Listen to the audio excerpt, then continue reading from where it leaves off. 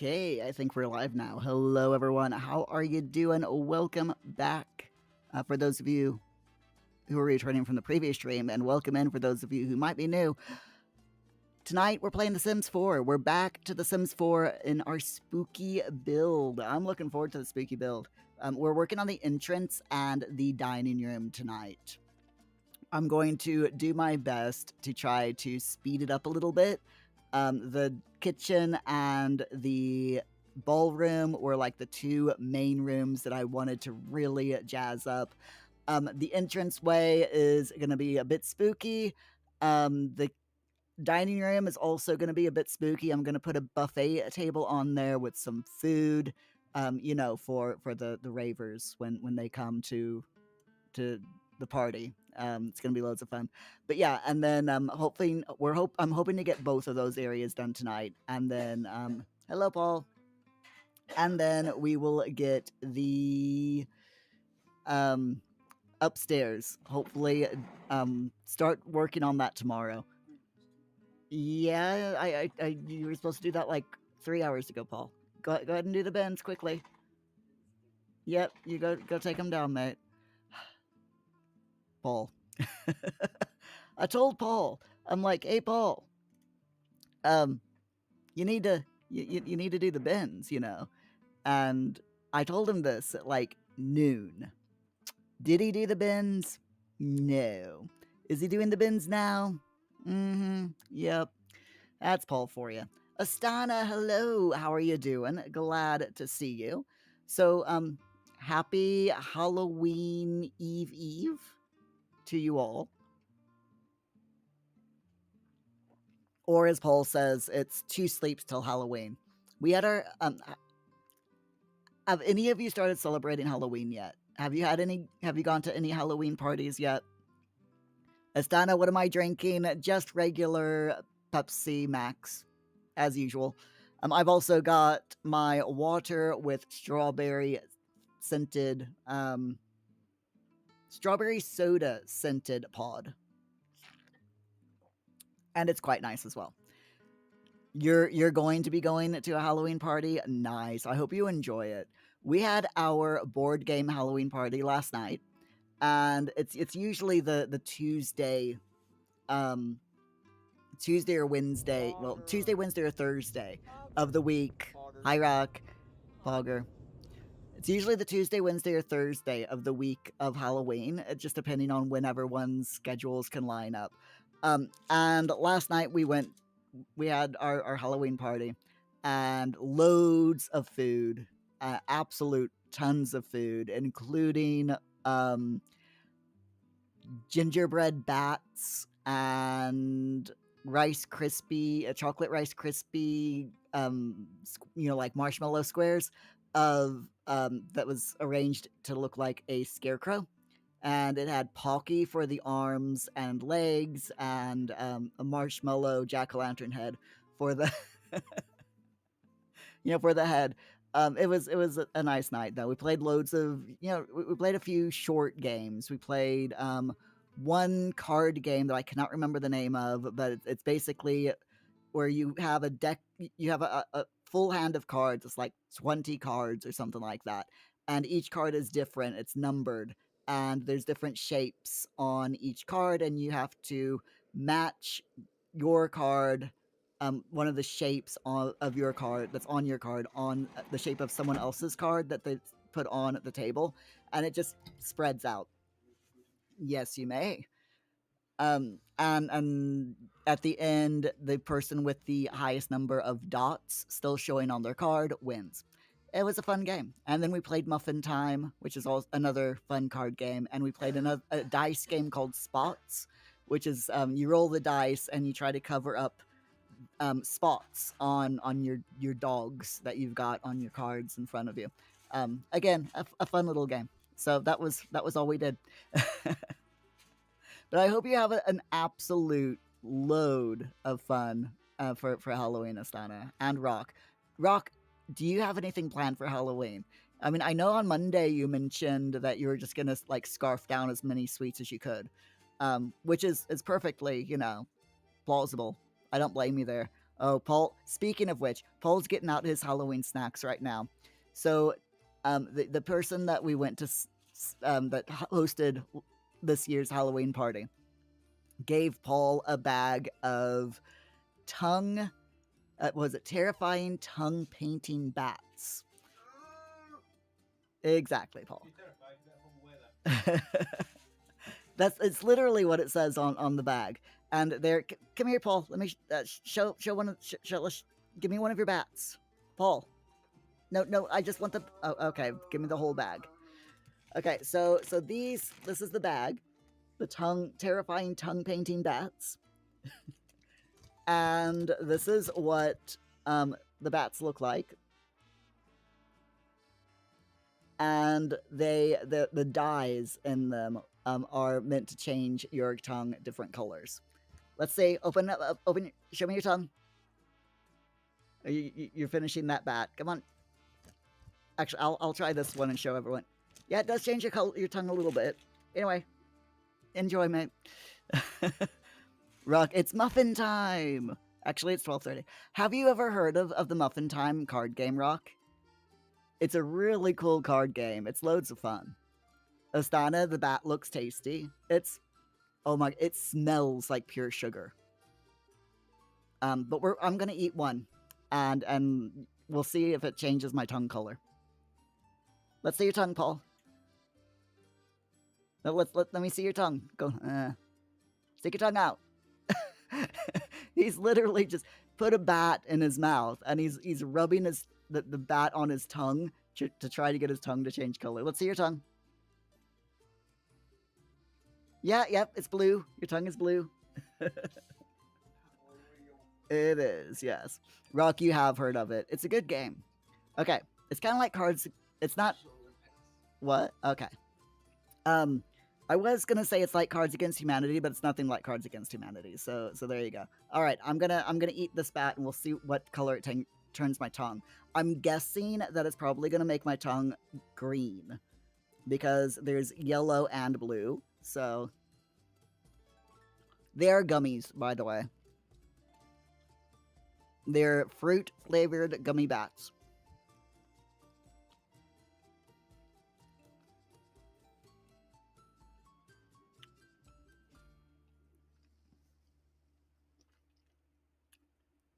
And what's really bad is they stick to your teeth as well. So, like I said, I don't know if it's going to change the color of my tongue, but we're going to find out. The host also gave me some sweets. So I got some orange and black currant flavored sorry, I can't talk around this. Spooky chews. And you can see them there in the bag. Which I've eaten way too many of these already, and they are very sweet. I mean, they're candy, you know. It is pure sugar.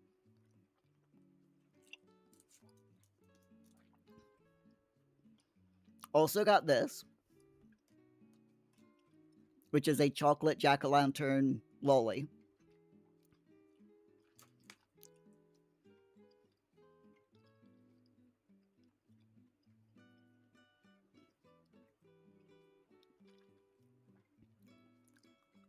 Astana, what if it changes the color of my teeth permanently? It won't.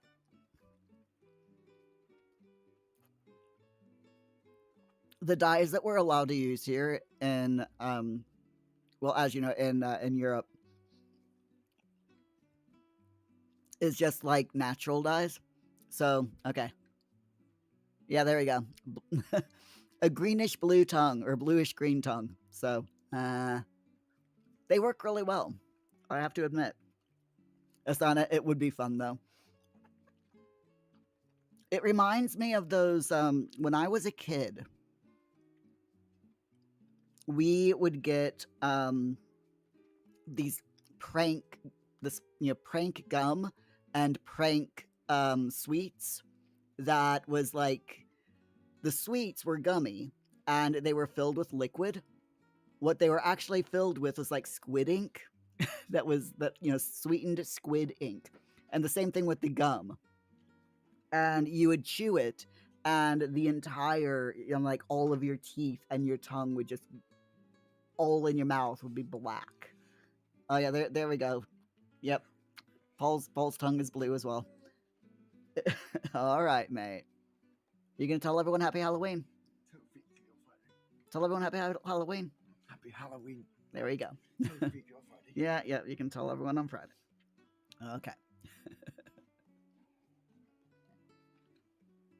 But yeah, the Squid Ink gum and Squid Ink sweets. God, try saying that 3 times fast. Were pure mean and evil things to give to other people. Yes, Paul, you've got an evil Furby. Do y'all know that Paul likes Furbies? just just checking. Numbnuts, hello. How you doing? You all right? Glad to see ya. So, I got one other sweet from the Halloween party, and they're these. I got balls. They're popping candy chocolate balls that have foil wrapper to make them look a little bit like brains. They're basically last year's Christmas sweets that didn't get used for Christmas, so they're reusing them for Halloween. That's that's what my mind canon thinks, and it wouldn't surprise me if it was true. They're definitely the same sweets that you can get around Christmas time. And they are literal chocolate balls. Numbnuts, you're knackered, but you're alive. I'm glad you're alive. I'm sorry that you're tired, though. But I completely understand. So, I'm going to put a ball in my mouth, so give me a second. There we go.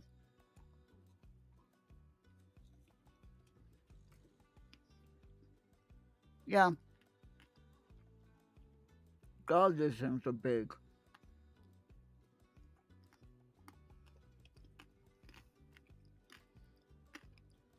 They're literally chocolate with popping candy in them. Rock. What else do you want me to say? It's the truth. It was a chocolate bowl and I put it in my mouth. It's not salty though. It's not a chocolate salty bowl. It's on a chocolate sphere. Yes. Numbnuts TB testing all of the coups this week, so it's all hands on deck. Ooh. When you work on a farm as big as yours, or as big as the one that you work on, with as many cows as you have, that's gonna take a while, I can imagine.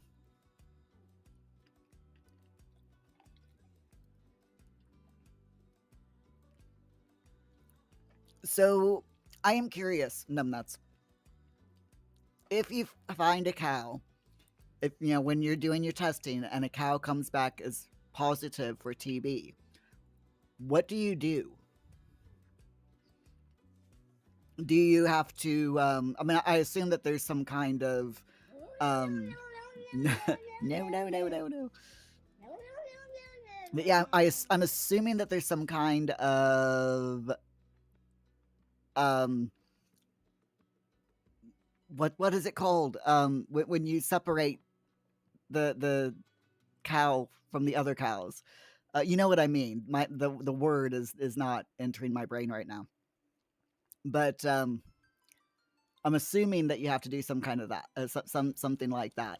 Take the positive cow and put it separate from all the other cows, and then possibly take the cows that cow has been in contact with and keep them in a third group to watch for any signs. That's me not being educated in cow husbandry or cow care. That's probably what I would end up doing. Just keeping them all separate. and do extra tests on the ones that the positive one has been in contact with, as well as a lot of cleaning, I can imagine. Oh my gosh. I would not want to muck down the barn that cow was in. Okay, so what do we do? I've already said what we're doing tonight. Let's go ahead. Let's get into it. And we can continue chatting because, you know, that's what we do here is we chat. The game always comes secondary, and what we're doing on stream always comes secondary to just having a nice time and chatting and relaxing and eating way too many sweets. At least tonight, we're eating way too many sweets. Because that's how we're celebrating Halloween tonight, by the way. Is that is our special celebration thing, is you all get to watch me eat sweets. So what save was this? Ah, yes, Pearson. There we go. And let me go into the big camera. There we go.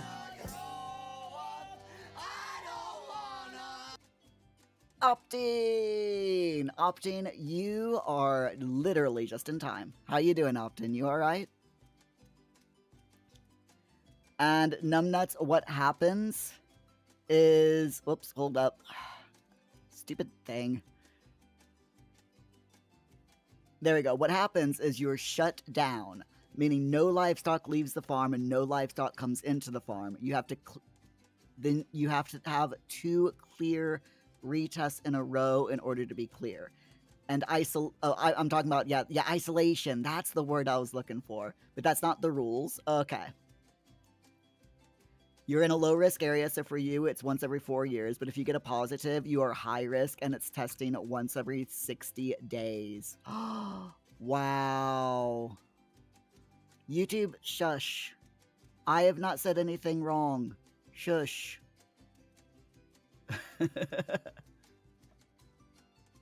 Opting, is the stream freezing for others or is it just you? It looks okay from my side of view. Everything says excellent.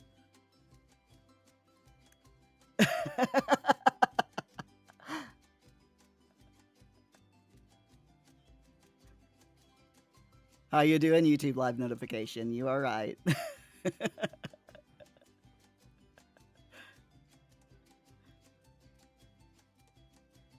Okay. Anyway, as I was saying, Pearson, Haunted House Residential. Let's do this. Rock, what's happened? That's so funny. A account called YouTube Live Notification went over onto YouTube and said that my live stream has violated community guidelines. And I said shush, and they responded, you shush.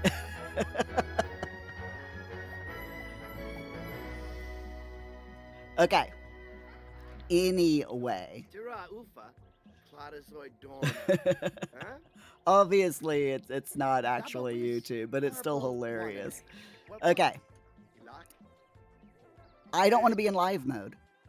We do not want to be in live mode. We want to continue with the different rules. Numbnuts, so in effect, you pass this. If you pass this week, you're all clear and all good. If you fail, then pass and fail again. You need 2 clear tests after that fails, so it could be a never-ending cycle. Oh my goodness. I'm so sorry to hear that, Numbnuts. That's... Hope, fingers crossed. Fingers crossed that you pass. All we did was talk about cows. Yeah, I know. We didn't talk about cows. We talked about coos. You're in Scotland. They're Scottish coos. Opting Muir on a Wednesday? Highly unorthodox. What? I never stream on a Wednesday. What are you talking about? Okay, so just as a reiteration for you all, this is what we've done so far. Actually, hold on. Let's start with outside. So we started off with the outdoors. This was like a couple of weeks ago. So we started off out here with the outdoors. We've got a fountain that is all decorated in Halloween jack-o'-lanterns. We've got our pond. We've got loads of fog machines and plants and just all sorts of lovely things going on over here. I've tried to put a few outdoor woohoo spots in the back. We've got giant trees and crypts and graveyards and a coffin, like I said, woohoo spots, and just loads of stuff that's around the outside. Inside, need to go down the floors here. Inside, we've got the kitchen, which I think's pretty cool. Look at this. I've even done the ceilings of the build this time. I hardly ever remember the ceilings, but y'all reminded me to do the ceilings. So we got the kitchen. That is all pretty much ruined. There are a few little things here that to make it, an actual usable space. And then in this section, we've got Rock, did I see what you asked? What did you ask? Ask me again, because I do not feel like scrolling up. Numbnuts, I'm sorry Muir asks about the coups. Besides, you're trying to get me converted to Farm Sim. You know that'll never happen, so don't worry. Well, you see, I mean, next year we're live streaming not Fortnite. Oh my god, Minecraft. Next year we're doing Minecraft and Fall Guys. Fall Guys is going to be our community game, and Minecraft is going to be out to take the place of The Sims 4. We're continuing our Portal Project challenge in Minecraft next year. Really looking forward to that. Who else is looking forward to that? Hold your hands up. Show of hands if you're looking forward to me continuing the Portal Project challenge in Minecraft next year. And then the year after that, we're going to move, put the Portal Project challenge over into Paralives, which is going to be pretty cool. We're still going to do The Sims 4, but not very often. We'll probably delve into The Sims 4. I'll either do a YouTube video or a live stream of Sims 4 about once a month. I'm trying to stay away from, I'm trying to get away from The Sims. But Numbnuts, you were saying Farming Simulator. I'm not gonna do Farming Simulator because I've tried it and I just cannot wrap my head around it. But there are other games that I'm been looking at that are cozy types of farming sims, as in like one, you play as a character who farms, and I am interested in trying out a few of those on stream or in a YouTube video at some point as well. So you never know it. Rock, you're tempted to buy another Sims pack before the Halloween sale is over, but the problem is there's 2 that you want. What do I think you should do? Hi, Paul. No, your tongue is blue. Yes, mate. Everyone say hi to Paul.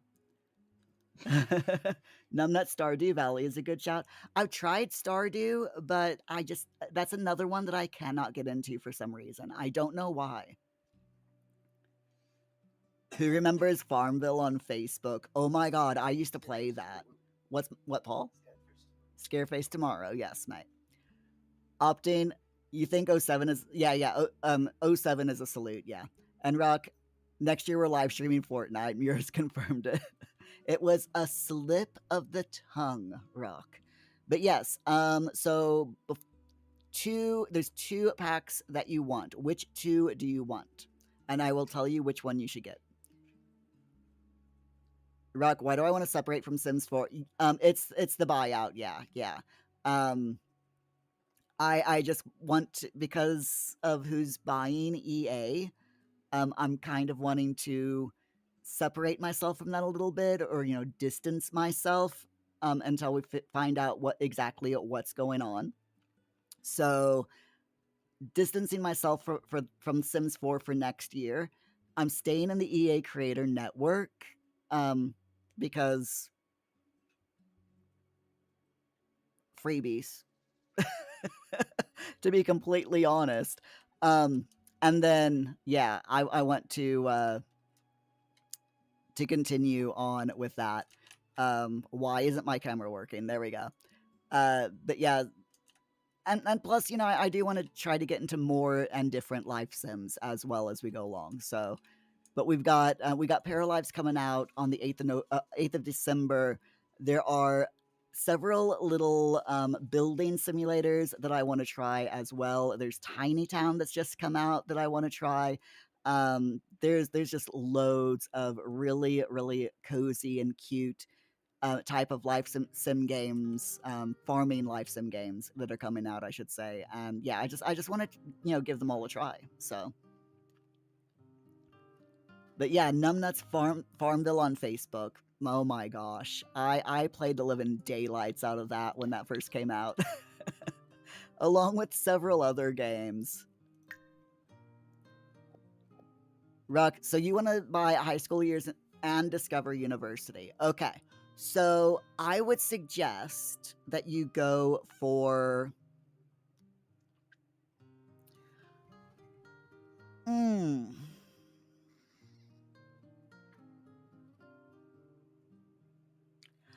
I would say Discover University. And here's why. If you can only get one, I would recommend Discover University. And the reason why is because there's just a little bit more gameplay in Discover University than there is High School Years. Discover University has a secret club that you can join. I'm not kidding. There is a secret club in Discover University that you can join, and you do it by putting offerings at the universities. There's like the statue in the middle of each university, and if you leave like offerings of cookies and puddings and stuff like that, desserts, um, then you can get in on this little secret society club. So highly, highly recommend. And yeah, like I said, Discover University, just that little tiny bit more gameplay than High School Years does. High School Years is good, but if you want that secret society, I would definitely have to recommend Discover University.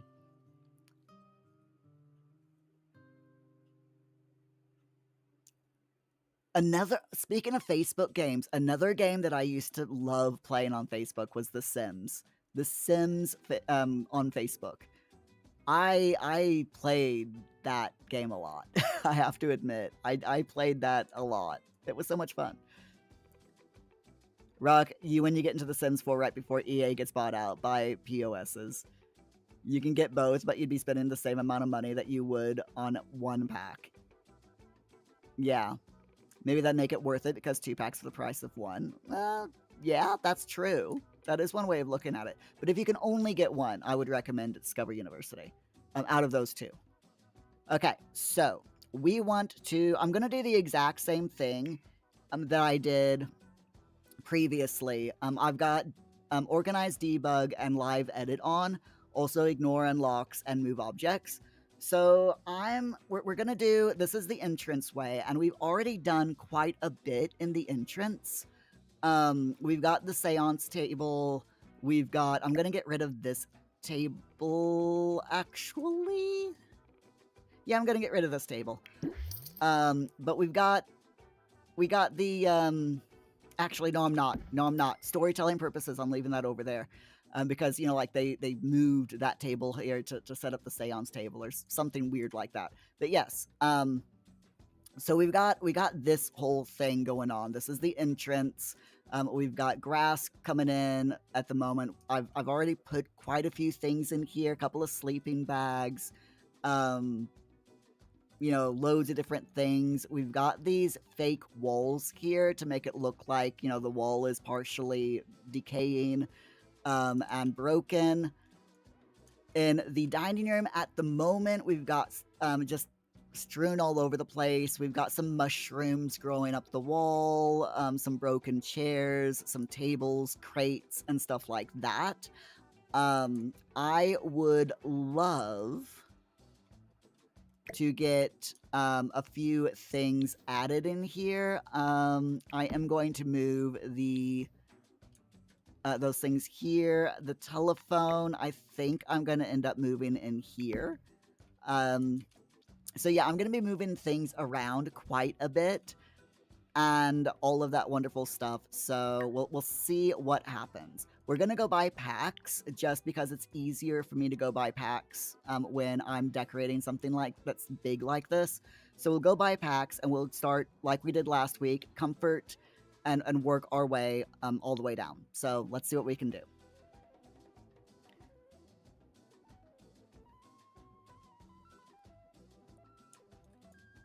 Right. I honestly don't think that. Let me move my microphone because I cannot see what I'm doing. I don't think, to be honest, that I'm going to be able to use anything in here. In the comfort, maybe some of the dining chairs. I'm thinking this country cottage dining chair, just because it's not very well made. It looks a little bit broken. But at the same time, I kind of want nice things. I would love a chair that looks just like this. If I could get some chairs that look exactly like these dining chairs, that would be really nice, but I don't think we actually have anything like those. Which, yeah.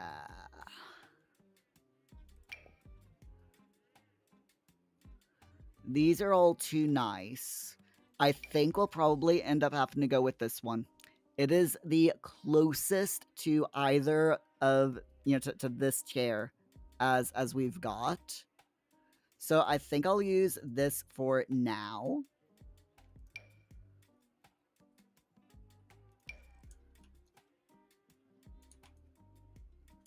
I will put this here and check the other packs to see if there's anything better.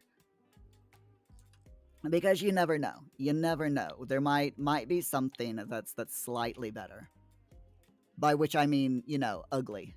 But it's fine. It's fine. We'll get there. We'll get there. Surfaces. I don't think there's anything in base game surfaces that will work.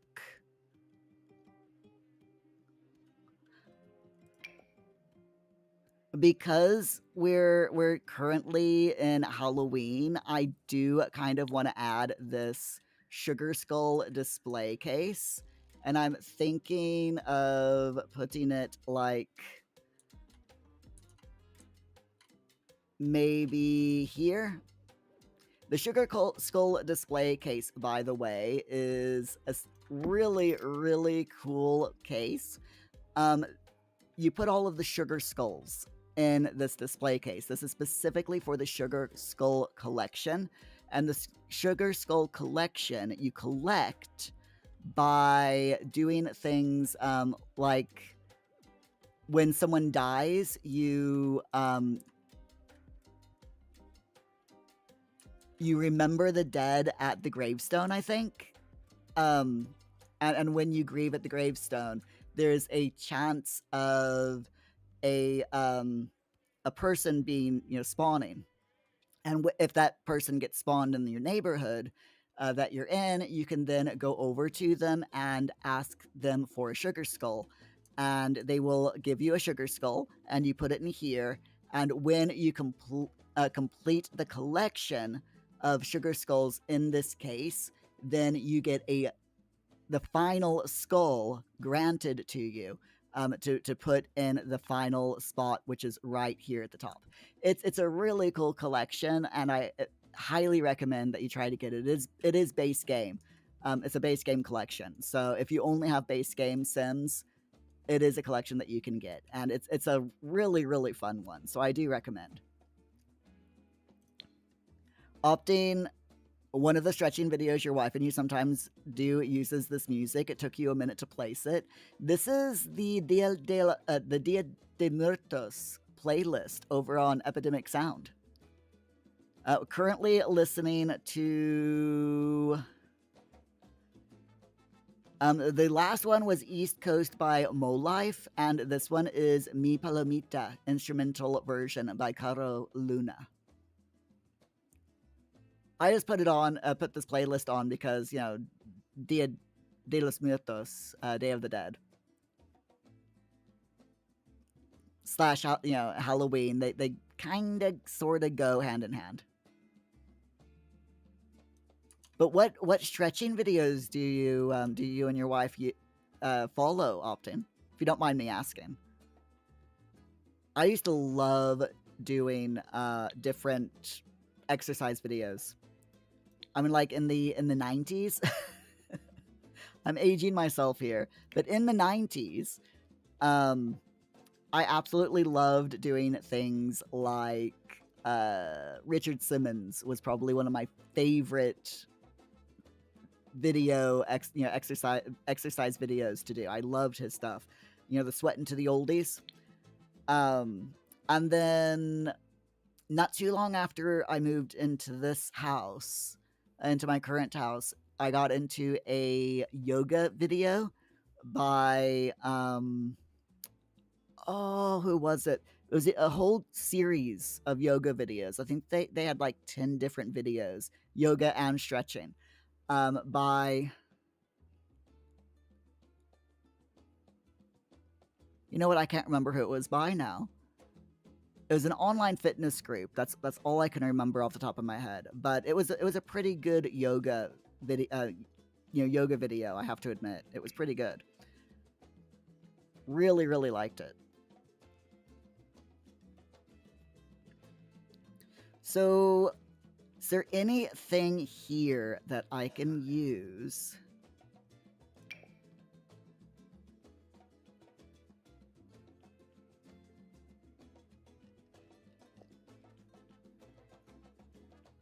I don't think so.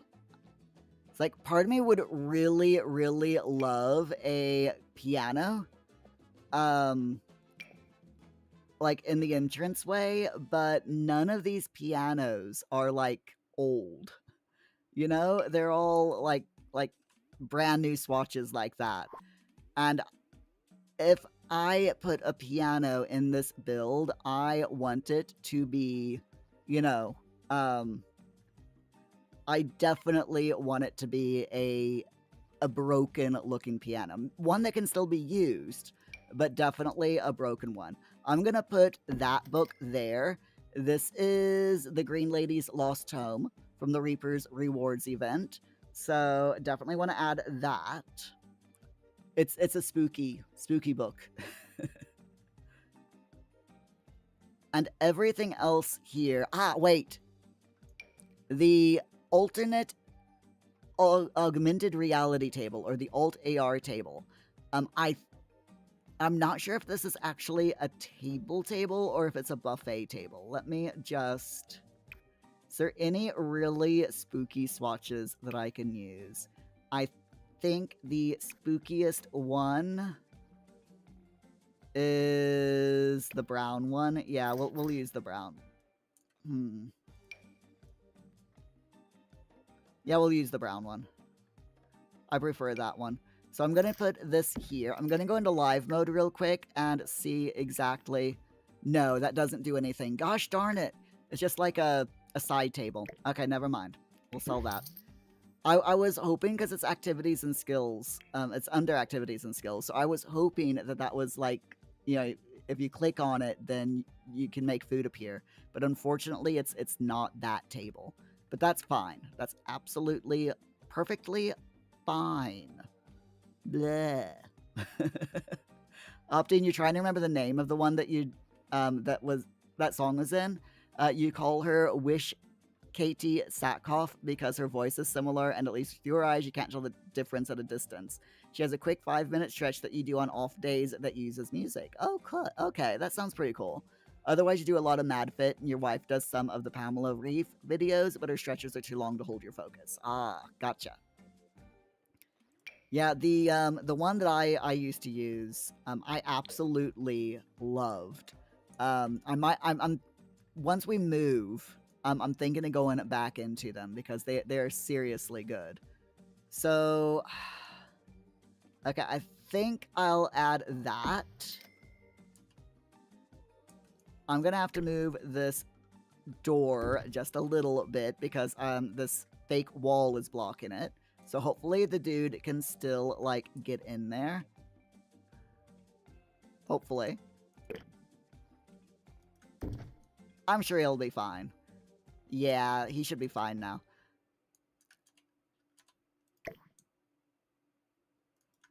So, you know, we do want a few little Halloween decorations here and there. I might also put a few more in here. Again, I kind of want a spooky vibe. So we'll probably do these black ones. The only thing that I don't like about these are you have to put them right up against the ceiling, because if you try to put them across the windows, they don't work very well. So I think what I'll do is I'll just put these just here and there as I can get them to fit.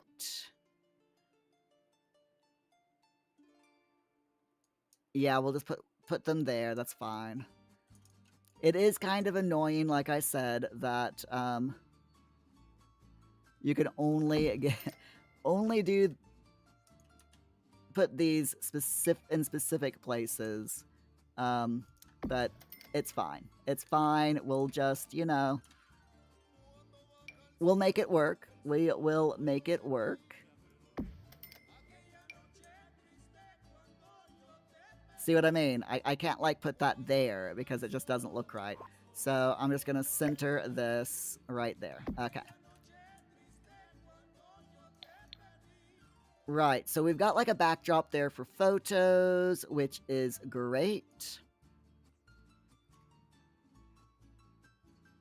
And I think that's pretty much it that we can add to. We got the surprise birthday cake from the Blast from the Past event, but somehow I don't think that this is conducive to Halloween. So we're not going to include the jump out of the cake. You know? Just probably not a good idea.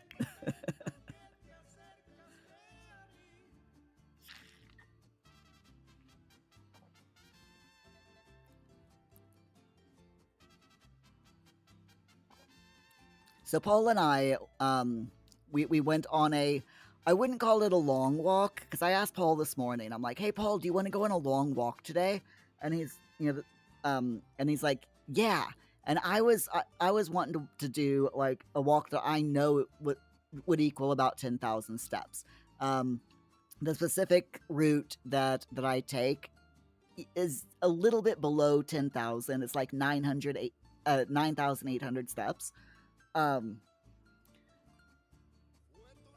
But he decided that he wanted to go a different route, which wasn't as long of a walk. But I know why he wanted to go along it, because it's his favorite route, and it's a route that takes us near all of the lovely swans and geese and ducks in the area. You know, they all tend to congregate in one specific spot, you know. And he pretends that he doesn't like looking at them, but the fact that he keeps mentioning them, I'm like, Paul, look at the ducks. Yeah, you know, he just feigns disinterest, but he keeps wanting to go over where all the ducks and swans and stuff are. So we went that direction. Had a sausage roll, you know, as a late breakfast. It was a good day. Well, a good morning, I should say. All right, so what kind of things can I do here? We got the La Vida in Color mural, but these are a bit too bright for little bit too bright for spooky, haunted Halloween party, you know? Halloween party in a spooky, haunted, abandoned mansion. So I know I said I wanted to put the tragic clown picture somewhere. I don't think we put it anywhere in here.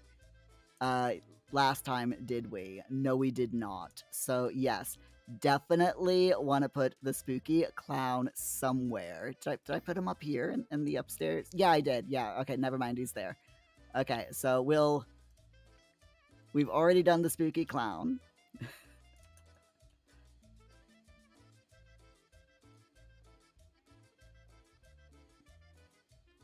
And it's not spooky clown, it's tragic clown, but I think it's still spooky that just by viewing this, the freaking clown visits you. It's just, it's haunted, man. It's haunted.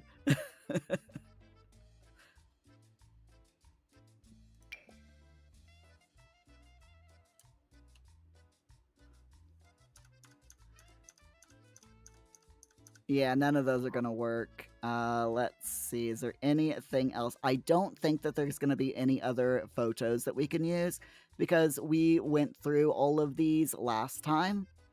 So, but I do still want to go through them just to make sure that there isn't anything that I've missed. Because there's a lot of stuff. And sometimes when you're going through all of this stuff, you do end up missing them. We got this emblems of espionage.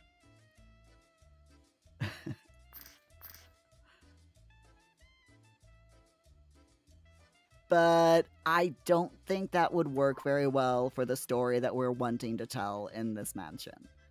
This is a story of a abandoned mansion that's rumored to be haunted, and a group of kids decide to go into the mansion on Halloween night and have a rave.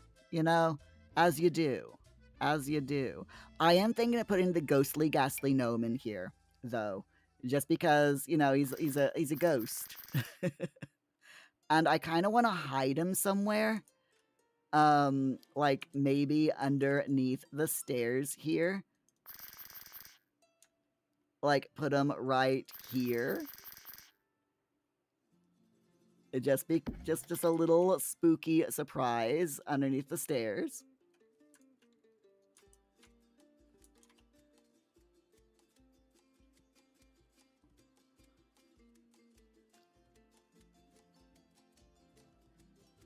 Is there anything else?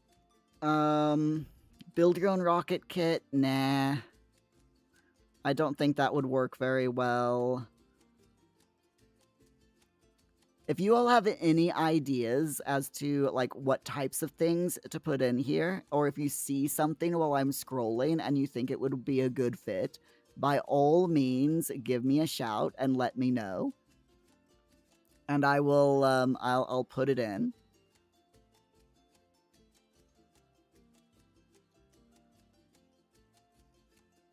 I mean, you can see all of these decorations. This is all like unlockables and debugs and stuff. The antique tomes. I think I've already put these upstairs, but I do like the idea of them being down here as well, so we'll put them there.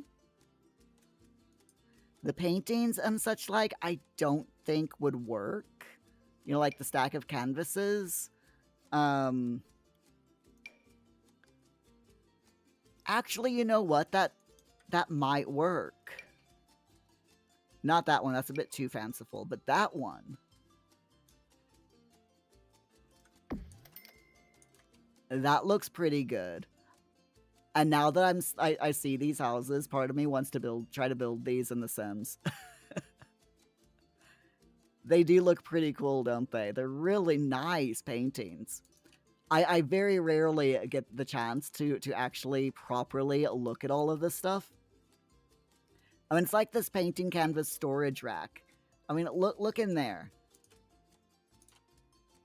Look at these paintings that are in here, you know? They're all low res, but they're really, really well done. The the gaming, you know, the game developer who did all of these, seriously good artist. I want to say it's one of the concept artists for The Sims 4. Their name is Reese. They go by Nina/Reese, she, they pronouns. And they are such a good artist. I follow them on Blue Sky. And seriously, so talented.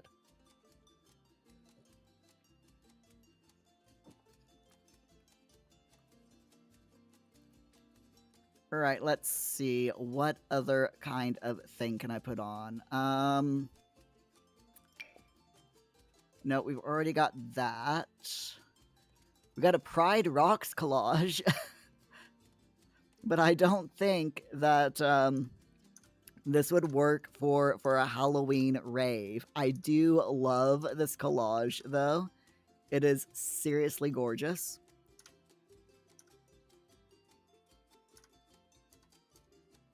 You know what, though? Saying that, the pansexual flag might work because it's got the disco ball on it, or that one. Cannot remember which one that is. My brain is refusing. Or we could go with the general pride, you know, inclusive pride flag with the. You know what? We're gonna do it. Let's put this somewhere. I don't know where I'm gonna put it, but we're gonna put it somewhere. Ooh, here in the window. Yeah, let's do that. We can pretend that they like taped everything up onto the window. Wait. Hold up. Oh yeah, that's fine. I mean, you can't see it through the window, but no, that's clipping a bit too much, actually. Wait a minute. There we go. We'll put it next to the window. There we go. That works. I just like the idea that as people come in, they come over here and they've, like, signed the flag.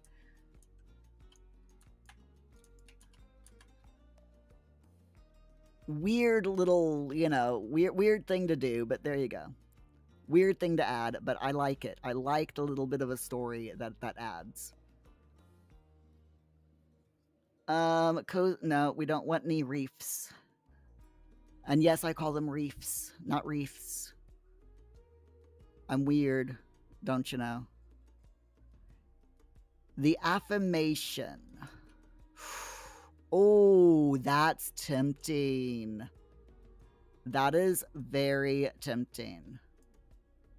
Because, you know, sometimes in abandoned mansions, you come across, like, a spot, you know, like a bit that's a cubby hole that's got a load of old bottles of liqueur. I like the idea of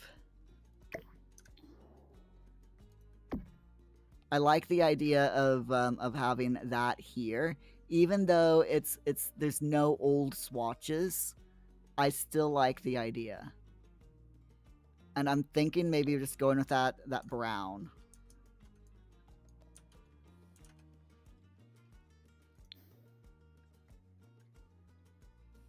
All right, so let's see. What else can I put in here?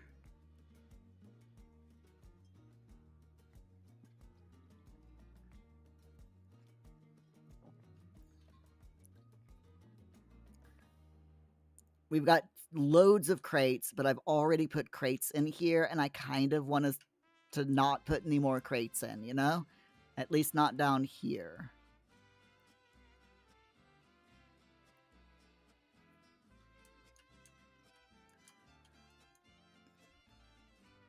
I am thinking maybe a fireplace. if I put a fireplace anywhere in here, it would probably be... Where would you put a fireplace? Because there's one here in the kitchen. There would probably be one in the ballroom, like right where this table is. And honestly, I am tempted to like move this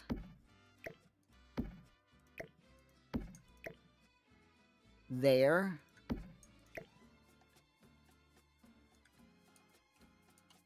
And put some kind of fireplace here. Where's that other stool? Here we go.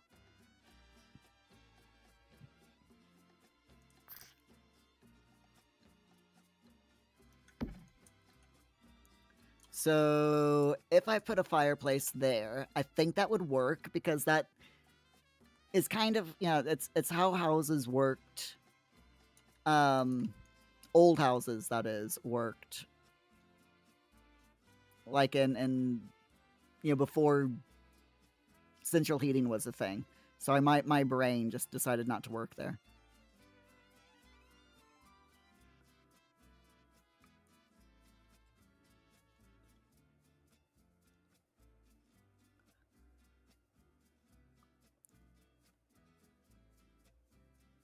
We've got these scrolls, which, yeah, I'll go ahead and put there. And that's pretty much it. Opting a fireplace in the middle is central heating. That's what central means, and heating.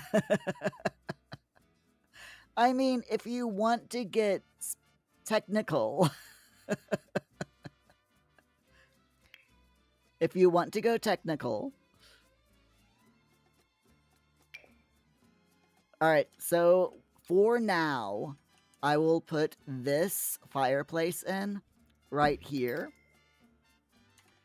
And I don't really like this fireplace. I don't think it exactly matches, but... Hehe, I said but. Sorry. My childish nature just decided to show itself. But yeah, I'm not really, like, in love with this fireplace, but it does kind of fit the old style. If we come across a better one in another pack, then I'll replace it. So, let's see. We've done decorations. Yeah, there's nothing else here that's in base game. We've gone all the way through. So, nothing in pets, nothing in kids. I'll double check kids though, just to make certain that there is nothing that we can use.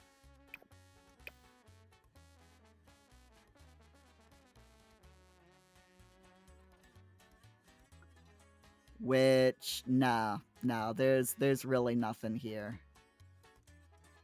That's fine.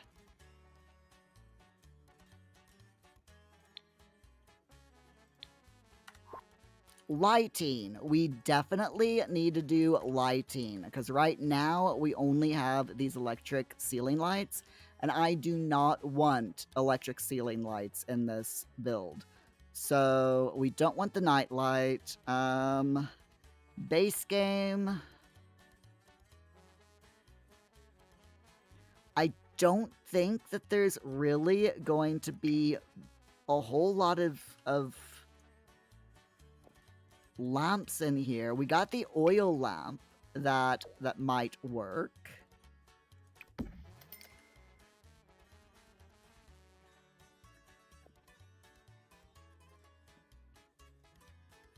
Then there's this jellyfish bell table lamp, which is also, you know, pretty old-fashioned, but that is not off the grid.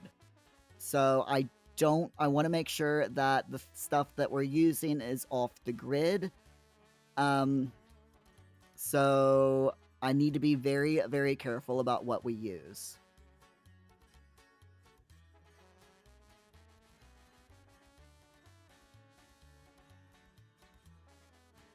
There are a couple of lamps that I will use that,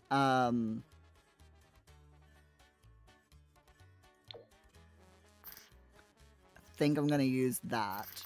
But that is electric. Sorry, yeah. There's a couple that I will use that is electric, but I'm only gonna use them because they give that spooky, a spooky, uncomfortable vibe. So I think those there will work for that. But yeah, above all, I want to try to stay away from electrical stuff. Only adding things that add to the uncomfortableness of this and creepiness of the house. So I do, however, whoops. It's shift click. There we go. So I want to make all lights pretty dim, to be honest. I want to make a like a golden light and make it quite dim and not quite, yeah, about like that. And because they're all candles, pretty much all of the lights in this place are candles. So if we do that and just make them all really dim, then I think, and I'm going to get rid of these as well. These two ceiling lights. And we'll see just, oh yeah, that definitely makes the house look a little bit more creepier. Because everything up until now has been like super bright. But now they're all quite dim. So I'm just going to, yeah, everything is good. All right, fantastic. Great. Okay, moving on. Continuing looking through the lights and seeing what we can find.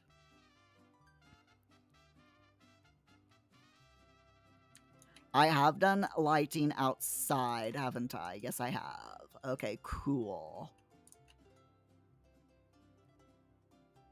All right, so that's it for base game lighting. That's fine.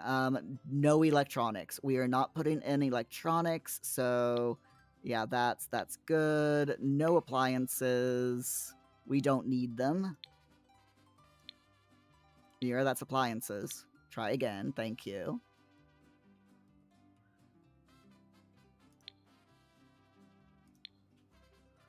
We got all of the off-the-grid stuff. And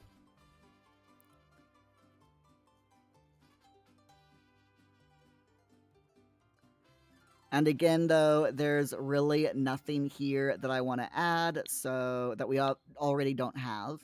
Water features is a no. Transportation, we don't need anything. There's nothing under small business. We can't put computers or anything in this house, so we do have debug. But I don't think that there's really going to be anything in debug that we can use. I really wish that I could put this on here, but you notice that as soon as I place it, all the food disappears. Which really stinks, because I really wish that I could just go through and, like, load the table up with cupcakes and everything. Without having to have my Sims do it themselves, you know?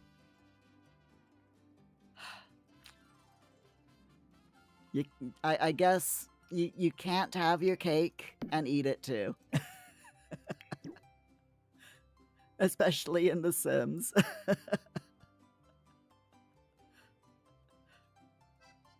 Sad, man. Sad times.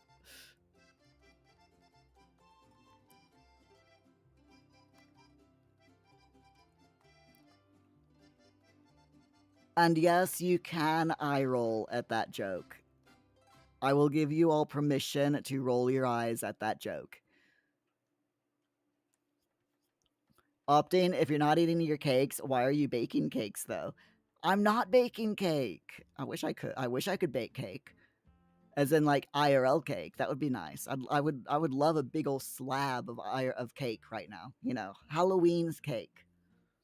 Give me give me IRL Halloween cake now, please.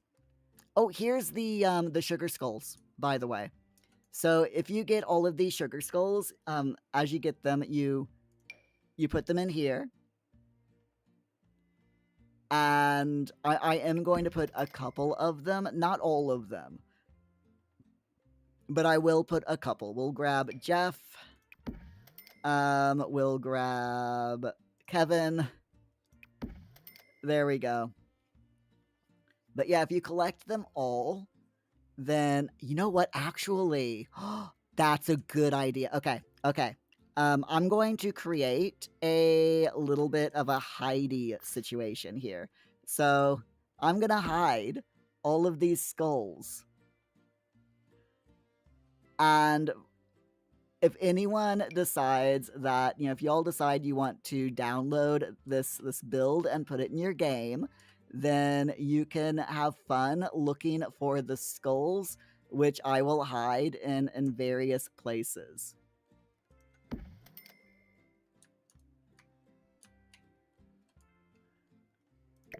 So just so I know which ones I've put in here.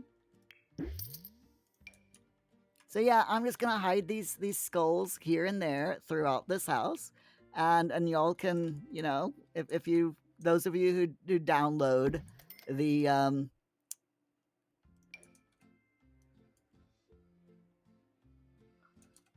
those of you who grab this from the gallery,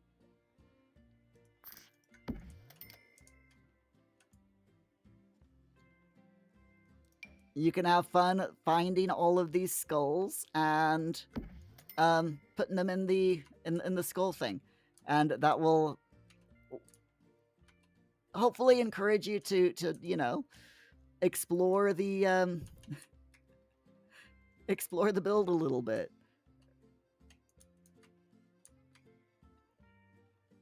Which one did I put? Which one have I put down? I can't even remember. Have I put art down yet? Hold on. What was the last one I put was that guy. That's Nadia. Have I? Okay. I don't think I put Kevin down yet, have I? Okay, it's fine. I'll put Kevin down. Whether I have or not, I'll put Kevin down. We'll just stick Kevin right there. And then art can go... Where should I put art? Any ideas? Ooh, I know. We'll put art right there. Kinda. There we go. And then I'll hide the others in the upstairs rooms so that we've got, make sure that we've got plenty of space. So I'll put one there.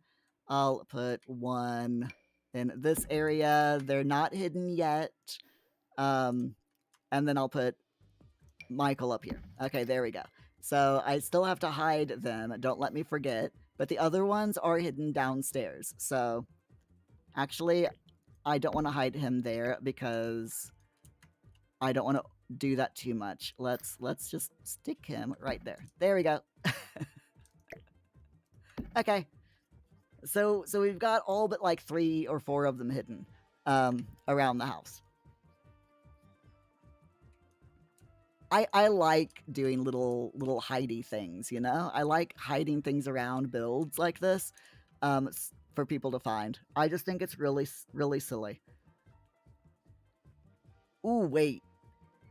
Can I do... Okay, no. I'll probably put a few other things hidden here and there throughout the house for you all to find as well, as we come across things.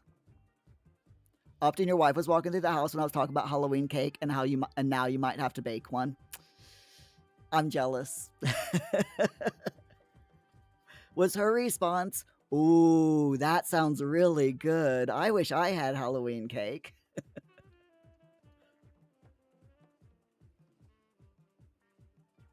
Pointed look, hint, hint, hint.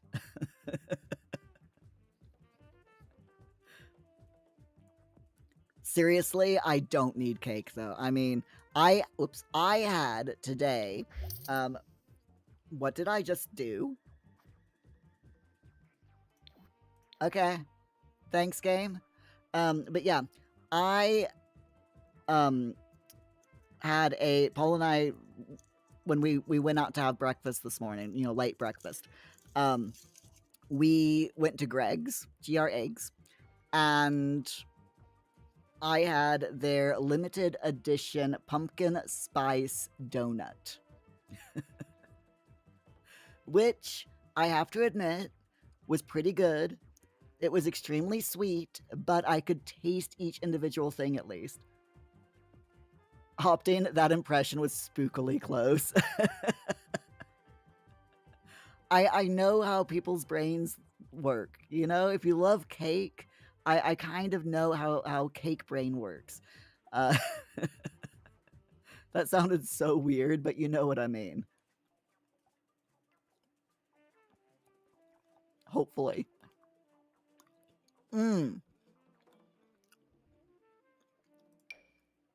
Definitely have to add some of these.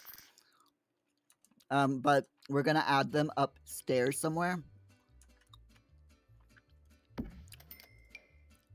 So I'll just plop those there.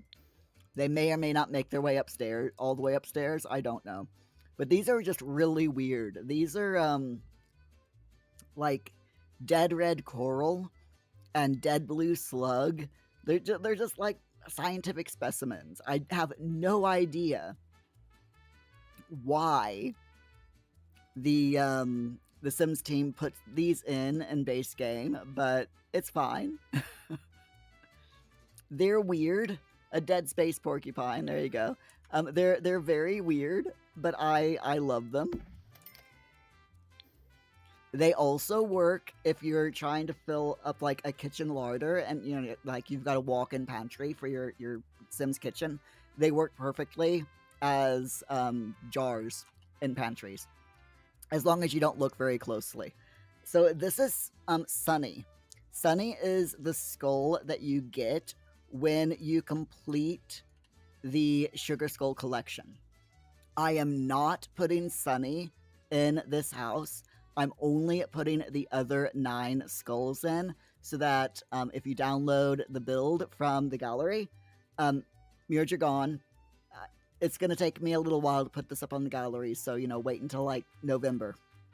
But I will make sure that, all 9 of the other skulls, so as you collect them, you'll want to put them in here, or as you find them, you'll want to put them in this box, and then Sunny will miraculously appear on the top. I believe your Sims have to view the you have to have a Sim view the collection, and then Sunny will mysteriously appear. It's really cool. It is a seriously awesome collection. I highly recommend that you get it, which is why I'm helping you along by hiding all of them around the house. So let's see. I am going to add a couple of the little sim, little simi collection here as well, but just the scary ones. Hello, Paul. Are you okay? Yes, scary times on Friday. Yes, mate. What's up? You okay? It is almost Halloween. Yes, mate.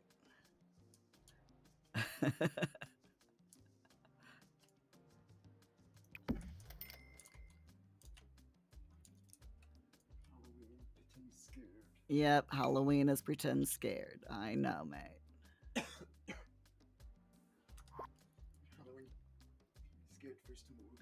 Yep, we'll do emotion faces tomorrow, mate. Whichever emotion faces you want to do. 3 of. You know the rules.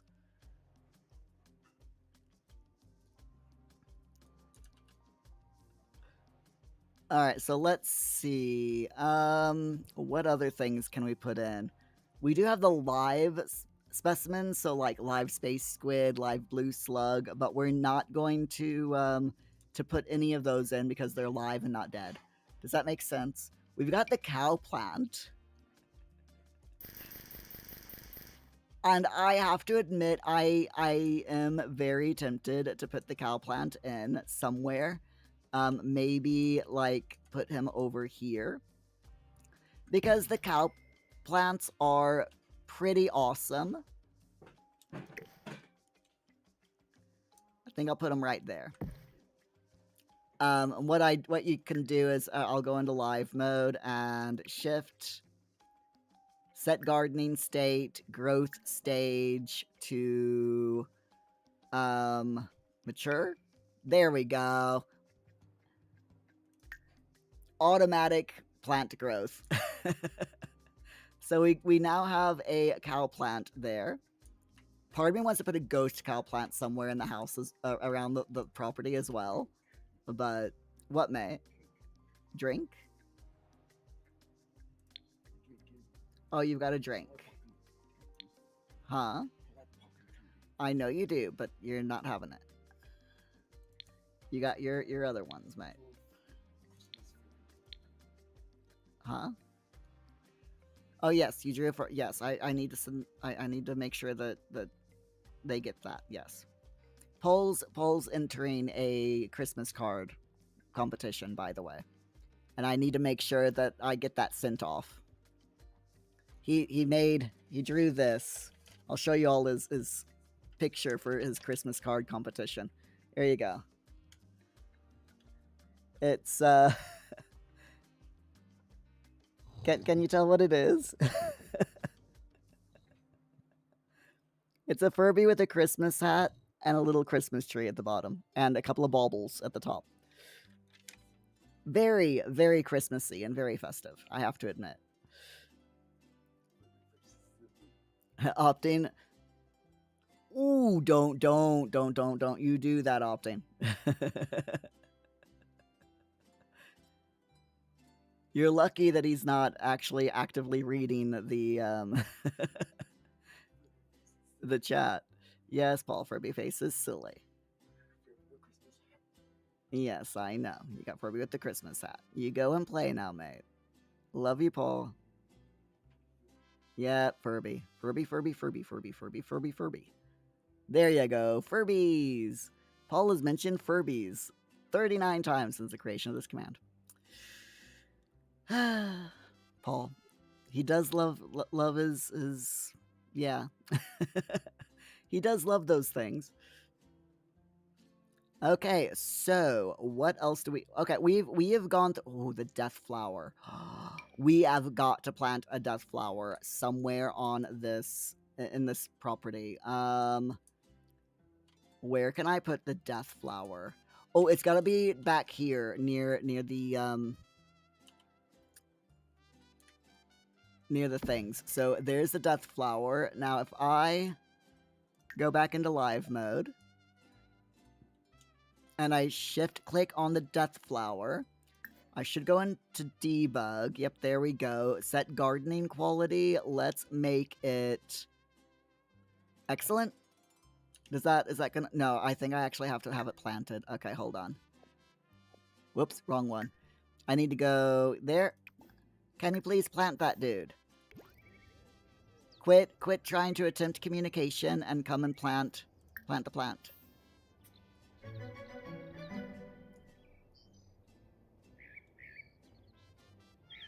And then I can set it to be, you know, alive. Is he gonna get over here? Come on. Where are you, dude? Oh, here he comes. Here he comes. So he's gonna plant it, and then I will cheat its growth stage. Thank you very, very much, my dude. Whoops. I appreciate you. I really, really do, Abel. You're a good sim. Set gardening state. Growth stage. Mature. There we go. There is one death flower plant. Quality excellent. And now I can go back into build mode. I will grab this. Every chance I get, every time I see, whoops, one of the fog machines, I am going to shrink it down and place it in such a way that it is mostly hidden. I just need to, continuously search for them. Okay, so I believe now that we've gone through all of the debug stuff.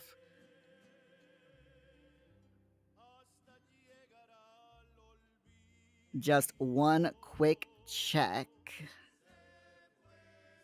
Trash fruit, parsley, bluebell, skulls. Keep going down here. You're past all of that. You're past all of that. Okay, yep. We've pretty much found everything. There we go. Let's go into a live edit. And live edit is mostly like plants and stuff. And I don't think there's any... We don't want to add any plants. So I'm just going to do a very quick scroll through. But I don't think there's going to be anything in here for us to add. Unless we want to add a debug dog or cat, which is just weird. But no, there's nothing there that I want to add. All right, so let's go back into packs. And let's try get to work. We'll start off with live edit and work our way up this time. So we've got rocks and grasses. Got this really big ground crack. And to be honest, I size that down. I am tempted to...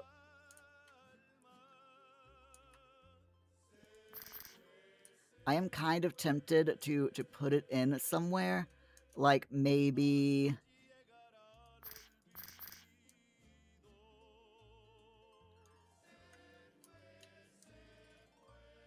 Maybe along... Yeah...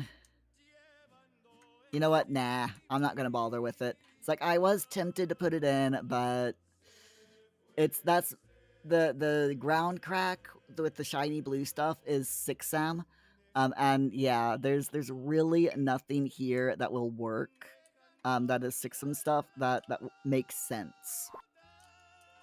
So I think we'll ignore that. All of this other, the alien plants and stuff. Yeah, I'm just going to ignore. We don't really need any of that. It just does not make sense for the build or the story.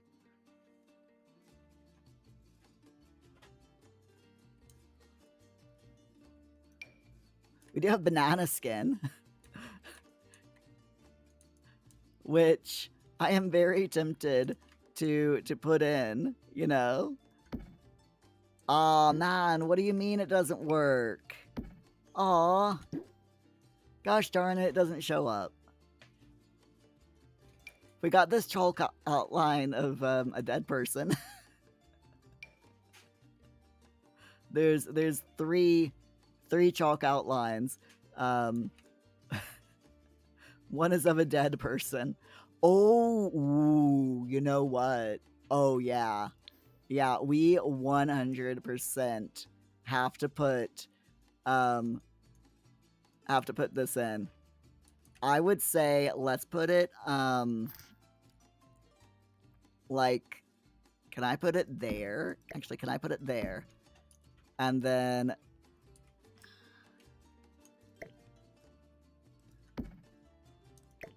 oh man, it won't let me put it under the rugs.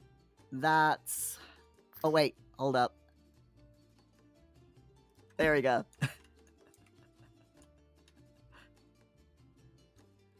It's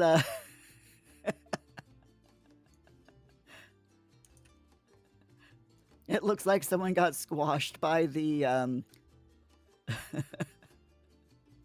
by the heart bed. There you go. That works. We'll do that. It's not downstairs related, but it's still funny.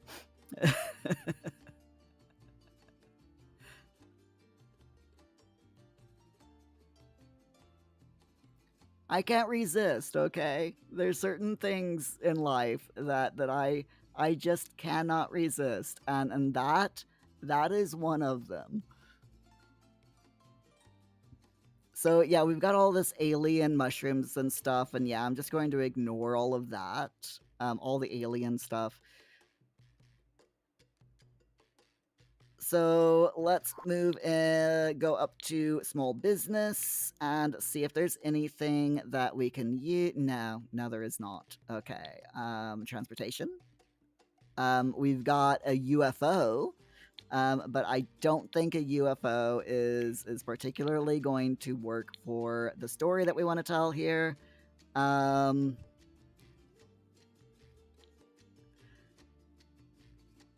No, none of those are going to work. Nah.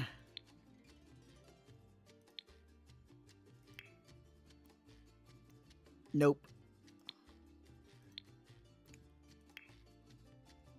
Nope. Nah. I was tempted for a split second to go with the satellite dish, but no. I'm always tempted by that satellite dish. I really am, and I just need to say no to the satellite dish. Again, it's not the story that I want to tell. None of that.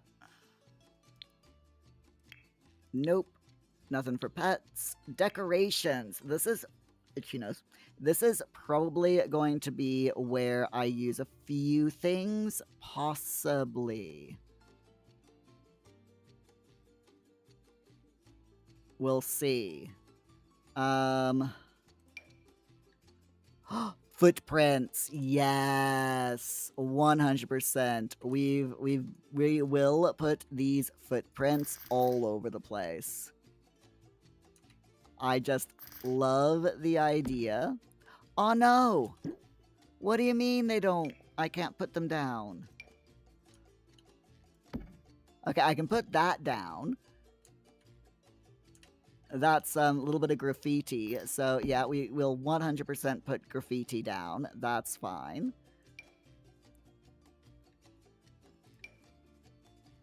And what is that? Burn marks. Ooh, nice. Yeah. Definitely add some burn marks. You know, like around the... Never mind. The burn mark is disappearing off the floor. Some things you can use, some things you can't. Some things show up, some things don't. I would love to be able to put that in. But yeah, they don't show up. Oh man. It's fine.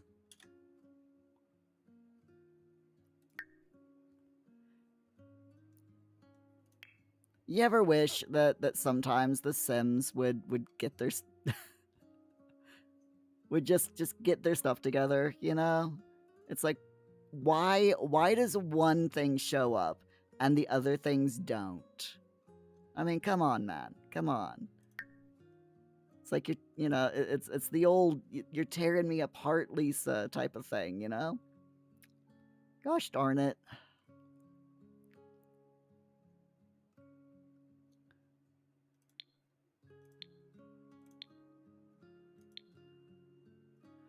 All right, let's see what else I can find then.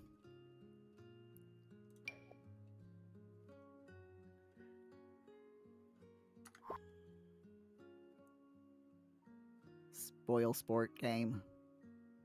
Why you gotta be such a spoil sport game?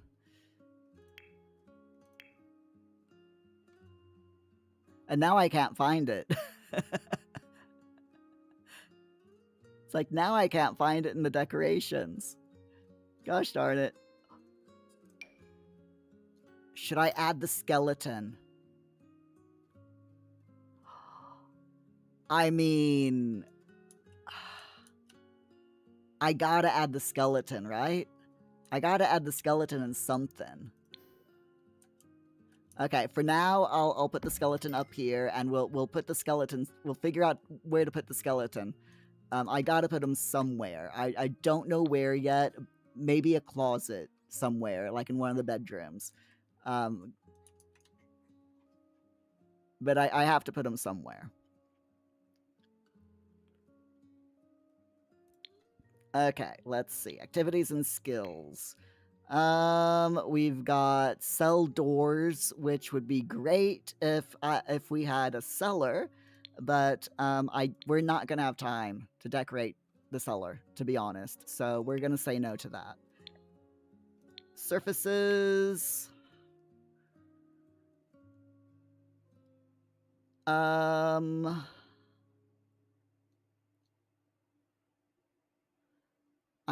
don't think so. Comfort? No. Nope, nope, nope. Okay, so that is it from Get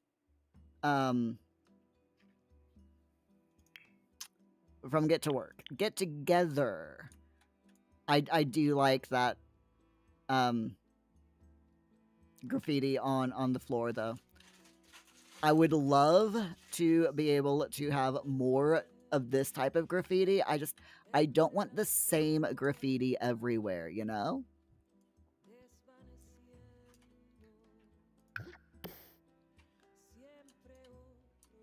But part of me kind of wants to put it like just here and there.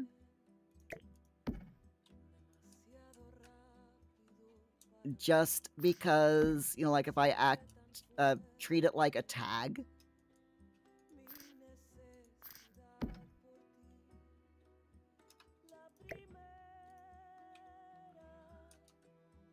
And just put it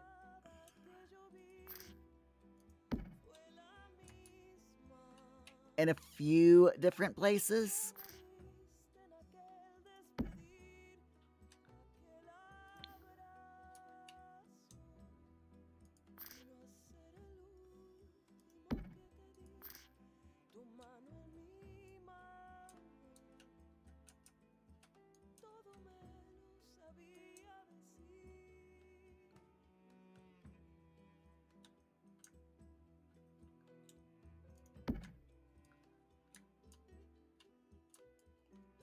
Maybe the same graffiti artist just went around and like tagged everywhere, you know?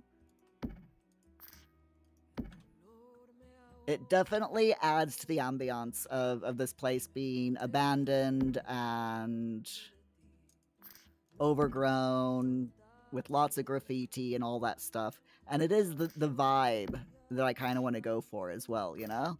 Just lots of graffiti all over the place and here and there. So yeah, I think adding a lot of it is probably going to be a good shout.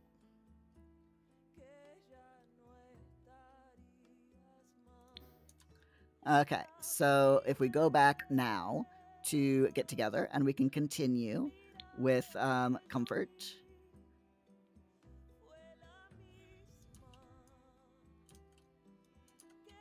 Again, there's no chairs in here that look similar to these ones. This is still the closest that that we found. There is this one that's fairly similar, but not quite what I'm looking for. So we'll just ignore that. Surfaces. No. Definitely not. Nope. No plumbing. I love how the party bush is considered plumbing because you can use it to relieve your bladder need. Just the fact that they put it in plumbing just makes me giggle.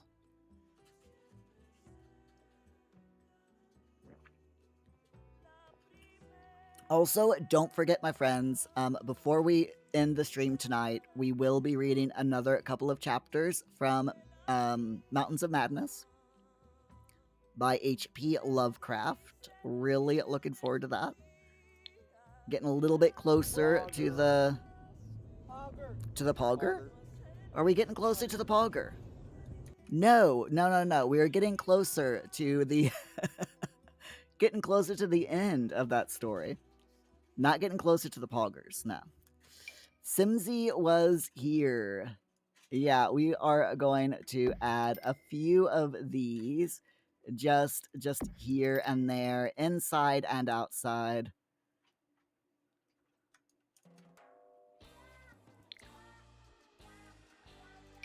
In different colors as well, just wherever we can manage to fit it. So I don't want to put it too often, but here and there is probably a good shout.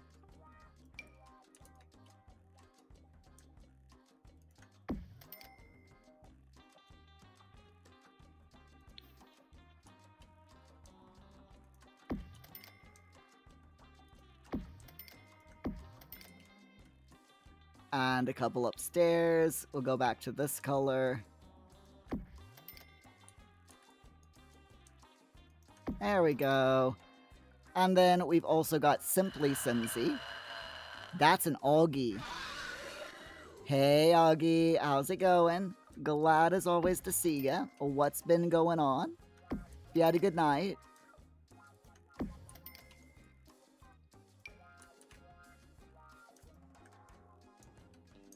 Whoa, where am I going?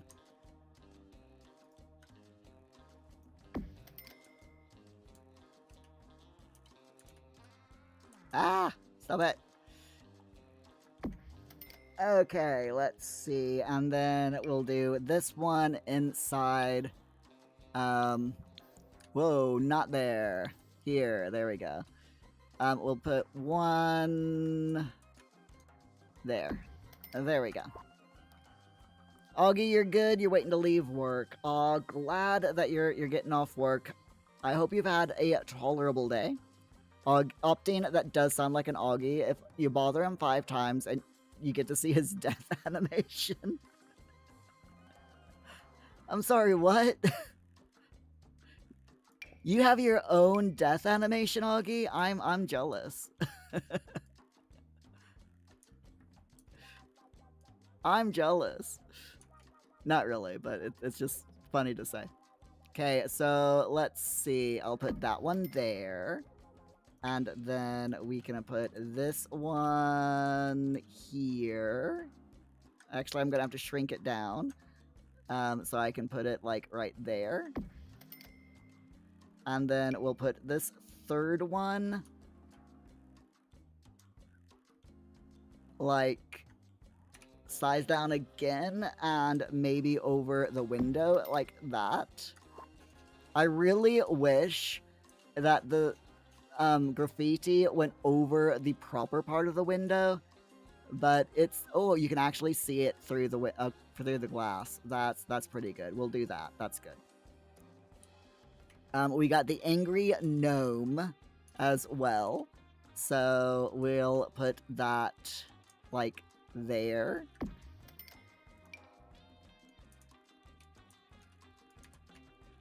Move upstairs and make sure that I put one upstairs on all 3 floors. There we go.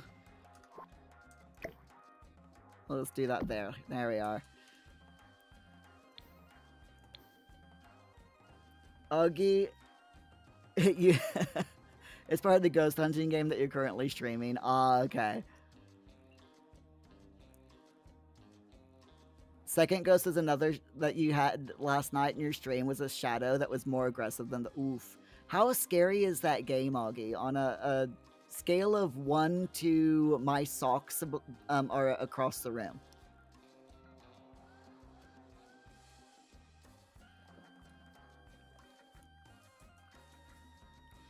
Right, let's see. What else can we do here?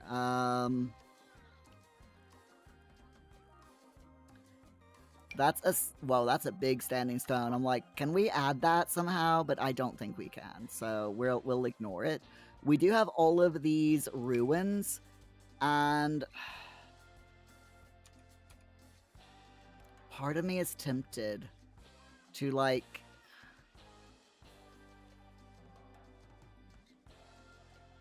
Do I have any windows that are partially matching this?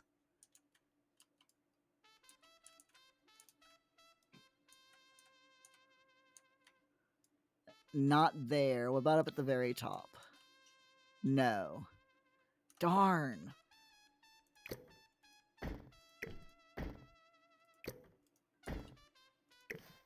Ah!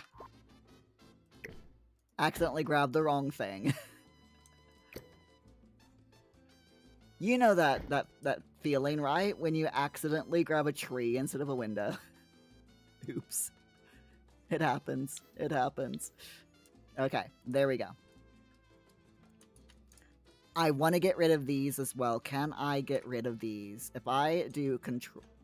If I do shift? Alt? No, shift.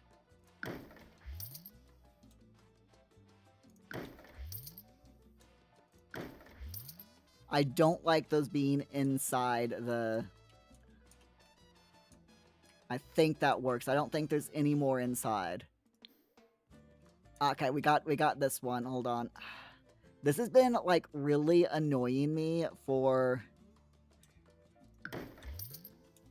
the last couple of streams, having these freezes indoors.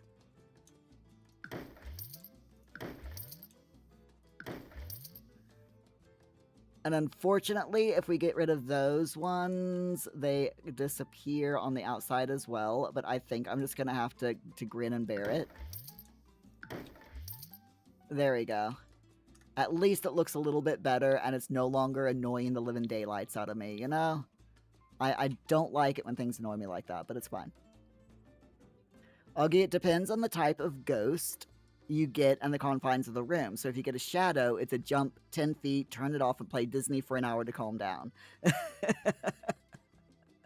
And you still haven't seen the residual ghost. You've moved up in terms of hauntings, so you now have 3 ghosts to investigate at once. Ooh. See, that sounds like a proper scary game to play at Halloween. It really does, and I absolutely love the idea. Okay, so we got this door. We also have this big... Nah. It's like, I love these, you know, these old ruins. But the only problem with using these old ruins is you cannot match it. So there is nothing in the game that matches this. There are no bricks, there's no wallpaper, there's no paint, there's no windows that match this ruin. And it's a real shame as well, because I would love to be able to use these ruins as part of this mansion, but I can't do it. And it totally sucks. It 100% sucks that I can't use them as part of the, you know, to make up the you know, broken walls and stuff of the mansion. It's fine. It's fine. Ooh, although, you know, I might be able to use these, though. These ruined stairs.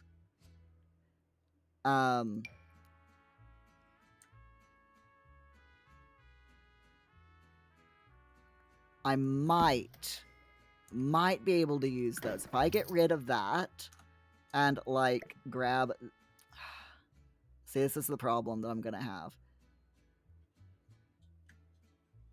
Do it like that and maybe lower it. Raise it to that point. Put it there. And then go into terrain manipulation. Gonna have to use base game.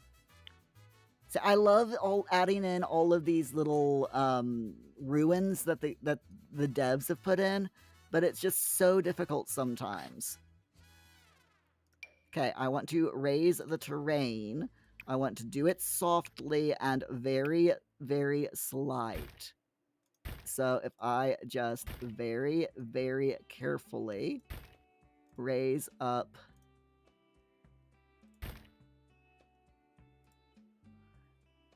It's not going to let me. Okay, let's move this over. If I raise the terrain just a little bit, just here, okay, just like that. And then there's a little trick that I can use, and that's putting flooring. It's a bit tricky, but sometimes you can get it to work. So basically, what I want to do is I want to put flooring over the top of this. Like that. And then grab this. And carefully, if the game will let me, put it on the flooring. No. Stop it. Stop it. And then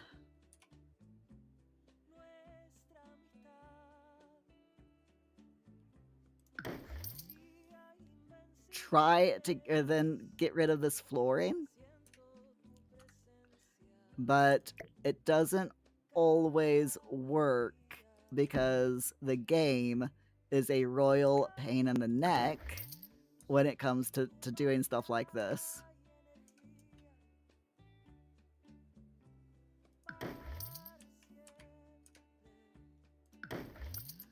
And that should...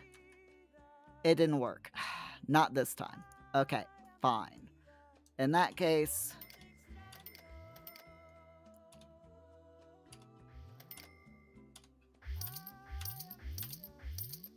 what I need to do is build a basement and do it that way. Or I could use tool mod. In fact, I think I will use tool mod because tool mod is going to be a little bit nicer to me. So if I do that...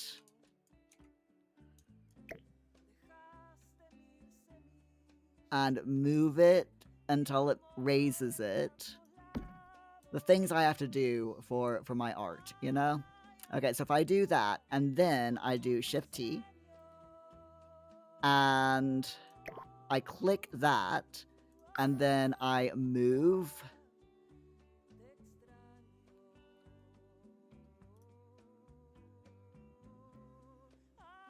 and we do... can never remember... This is moving X and Y, so I think I need to move it on... I think this is the Y axis. Axis. So if I do 0.02...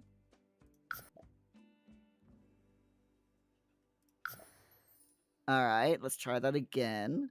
0.04... I'm not exactly sure if that's working. Let's try 0.75.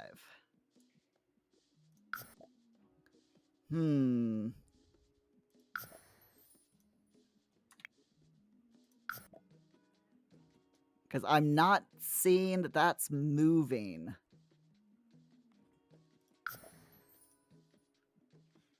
Let's try moving at 5. Oh, I get it. Okay, hold on. So it's 0. I want it to move at 0 in the X, comma, and then 0.2 in the Y. Ooh. Okay, that worked a little bit. I think it moved it down a little bit. So now I want it to move. Let's try 0.2 and 0. Okay, so it moved in the wrong direction. See, this is the tool mod, and it's a little bit difficult to get it sorted, to figure it out exactly where to move things. So since a positive number moved it that way, I want to move it that way. So let's try a negative. So if we go a negative 0.4 and 0, there we go. And now I click it again and do Shift T to get rid of tool. And now it's pretty much exactly where I wanted it. There we go. And now I can make it the exact color of everything else. And now we've got a ruined set of stairs. And I'm actually going to move that and put it on that side. There we go. Okay, perfect. See, I'm good. Augie, you're going to have to share. So I agree. I really wish I could catch your live streams, Augie. I would love to see you play this game. And I hope you have a safe trip home. Rock, quick question. Can I make stairs or ladders in The Sims 4 that you can make only specific Sims able to use? Okay. So, stairs and ladders. Let me grab a ladder real quick.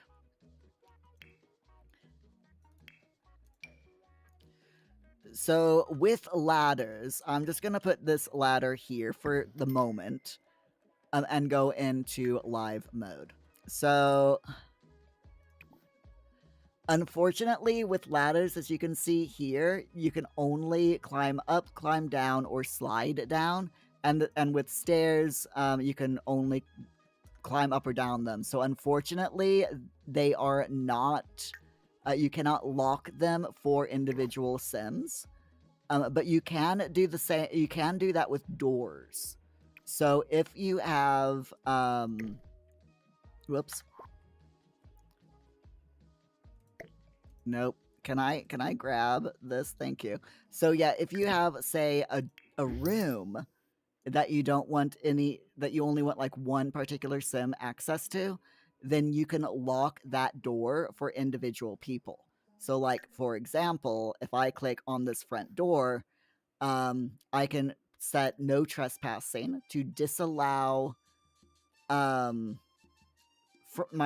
Sims friends, disallow neighbors, disallow solicitors, that's welcome wagons and challenge event NPCs, and disallow vampires from being able to get, enter or exit through that door. I can also lock for cats, chickens, dogs, horses. I can apply baby proofing. We can lock it for everyone but the active Sim, everyone but the butler. So you can lock it for loads of different people, and you'll have more choices depending on how many packs you have. You can also lock for individual Sims. So let's say you've got 8 Sims in your household, and you want all but one Sim. You want all but one Sim to be able to go in and out of that door. Then you click on it, lock for individual, and you click the person that you do not want access to. So there you go. You put a ladder simply because the room you're making is too small for stairs, and you locked the door for everyone but the one guy. Yeah, that should work, yeah. Now, it is a little bit buggy, though, so you might notice that you might have to, like, exit the lot and reload the lot. Just send your Sims somewhere and then bring them back home in order for it to actually take effect, because it is a little bit buggy. But it's totally a workable thing, It should work, in other words. Okay, back to objects. We were doing get together, yes. Okay, so none of that. Decorations, that's what we were going through. We put in the stairs just now, so I think I don't think there's going to be anything else that I can use, to be completely honest with you. Yeah, there's nothing else in decorations that that I want to be able to use. So let's then move to... I think I was moving down on this one, wasn't I?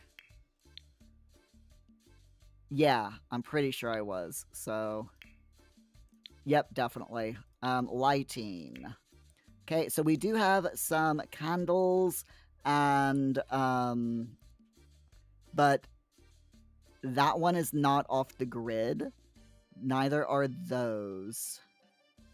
Yeah, all of these are power efficiency, so we're going to ignore all of that. Hypomatic laser light. It's an environment powered by... Ooh.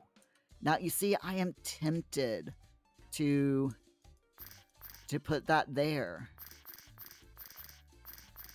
In fact, you know what? I'm going to do it. I'm going to put this right there.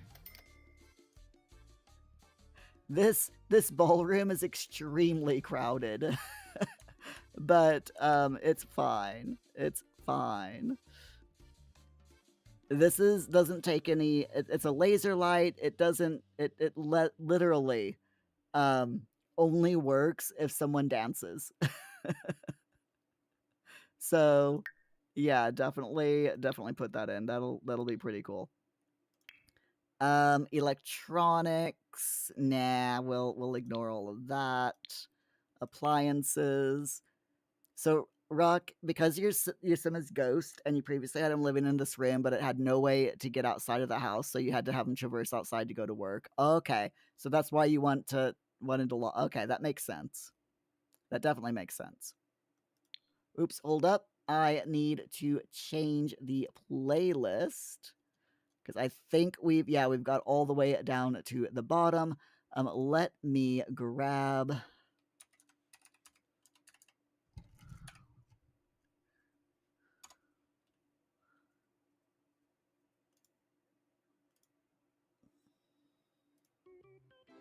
There we go.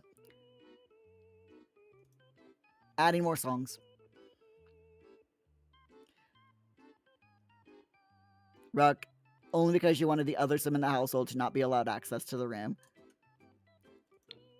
It's nice that we can lock the doors in the sims accordingly, you know? So these are the closets, and I'm thinking of like adding in like one of these closets up here.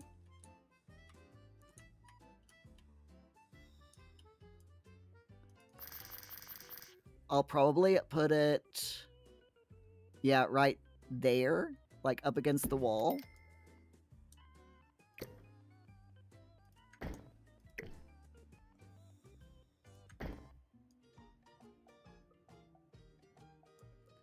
And grab this skeleton. By the way, you probably don't realize that you can do this. This is so cool. So I'm going to put this skeleton, whoops, right in here. Okay.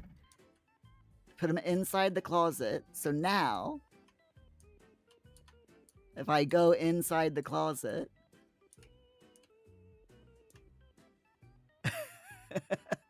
the skeleton is actually inside the closet. It's just a neat little thing that you can do with closets in The Sims.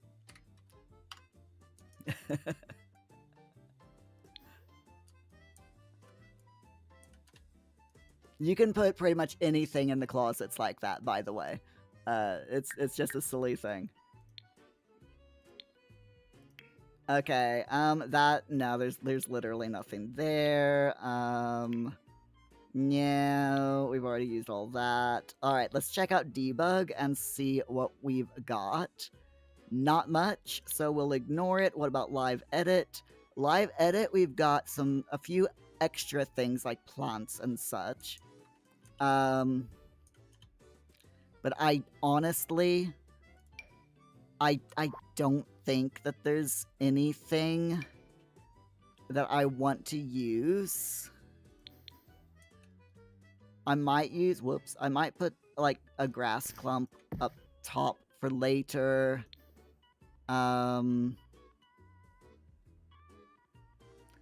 But there's really... Yeah, there's really nothing there. Okay, so moving on to city living. And we'll go up. So just very, very quickly, let me go downstairs. There we go.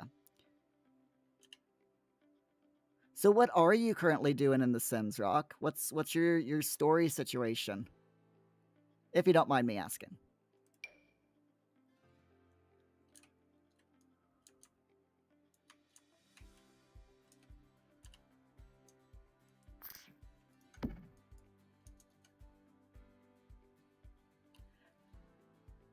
Don't mind me. I'm just adding different things in as I see them to different parts because this is literally the way I decorate. I'm so weird when it comes to decorating in The Sims.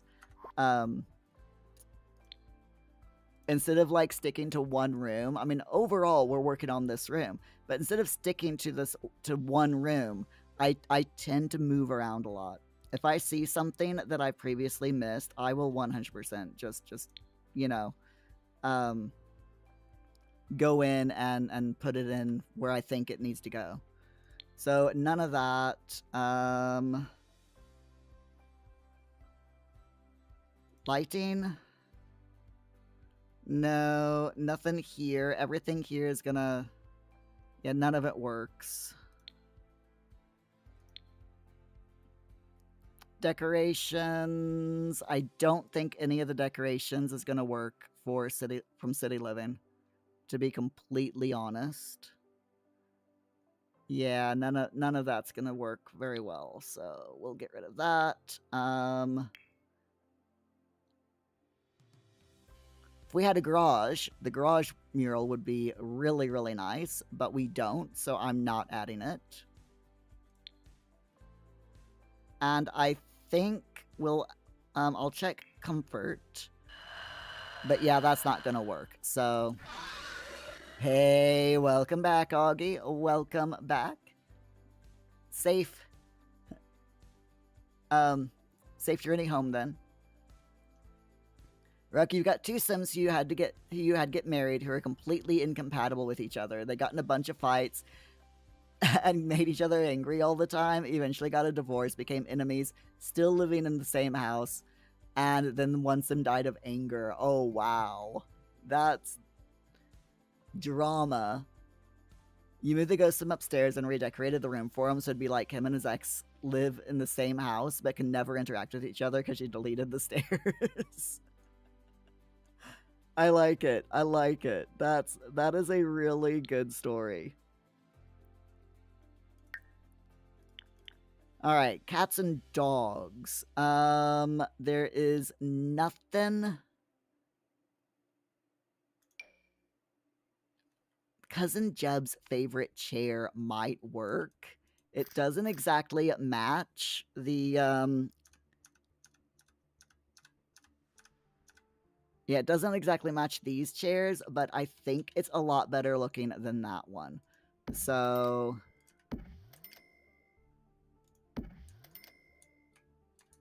I am going to go ahead and add a few of these. And then move this one there. Actually, we'll do that. And then, like, since this one's already here, I'll just kind of put it like that. There we go. I think that'll do. And that's the chairs done.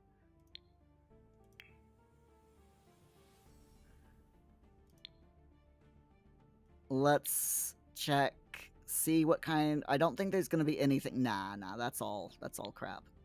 Decorations. So, Ruck, then you realized after you deleted the stairs that he can't go to work if you were stuck in the room, so you cheated his Ghost Mastery to max, just because. And for a while, when he'd go to work, you'd have him traverse outside the house, but you got tired of it.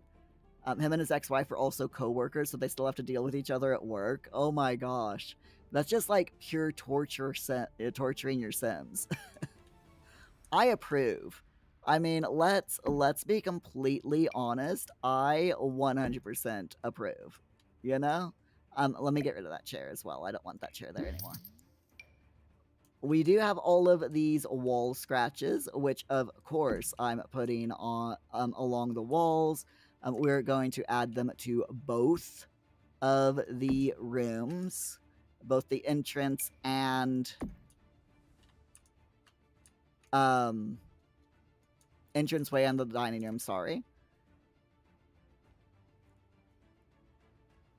Right now, basically, we've got all of the furniture that I need for these rooms. We do need some more lighting, and I do want to put in some, gross effects. But pretty much everything has been taken care of now. It's just the off the grid lighting that we need to add.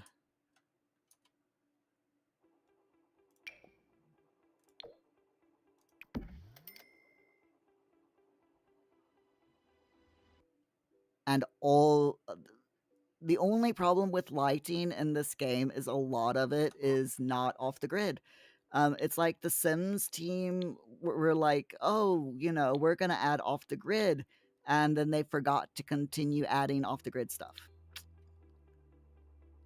It's just, what we have to live with. Okay, let's see. Is there anything in here? We got piles of fur.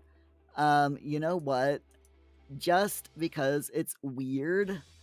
And it is an abandoned mansion, so having little piles of fur here and there, I think is probably going to be hilarious to make it look like, maybe rats or, mice are like here and there, like in the crates and stuff. So we'll do that. Rocky made him level up to a level 10 painting so he can make angry paintings that you can fill his wife's portion of the house with. And I like the idea that he's a ghost.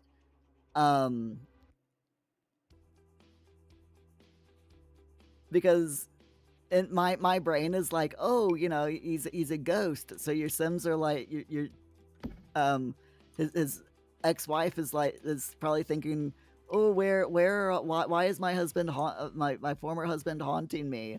Why why does he keep giving me all these paintings? So out of curiosity, with the angry paintings, do you have the emotion aura turned on the paintings? Because if you have the emotion aura turned on, it can actually the emotional effect will have an effect on the people around it, just subconsciously. And then if your sim views an angry painting, that will make them angry as well. It's so funny. It really is, and I freaking love it. Right, let's see. Is there anything here? I don't think there's anything from Cats and Dogs that I can add into this house. At least nothing else that I can add. Nah, there isn't. Okay. I'm flying through these now because we're pretty much done with this with these two rooms. It's just the a few little things that I want to add. Floor messy effects. Holes and scratches and cracks and stuff like that. So off the grid. Yeah, no, nothing there. Okay. Decorations. Rock, yes, you have, because you want her to constantly be angry. Also, occasionally, you've got the ghost come down and do a haunting shriek so she faints for a few hours. Yes, Sims can die of fear, yeah. Is that your goal?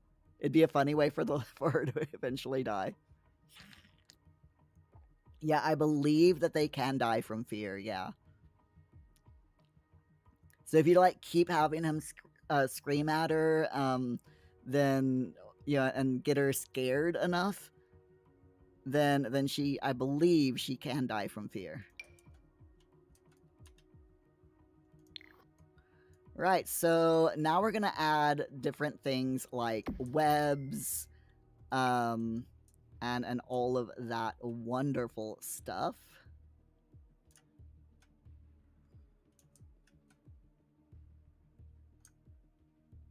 No, stop it. Stop it, game. Be nice. There we go.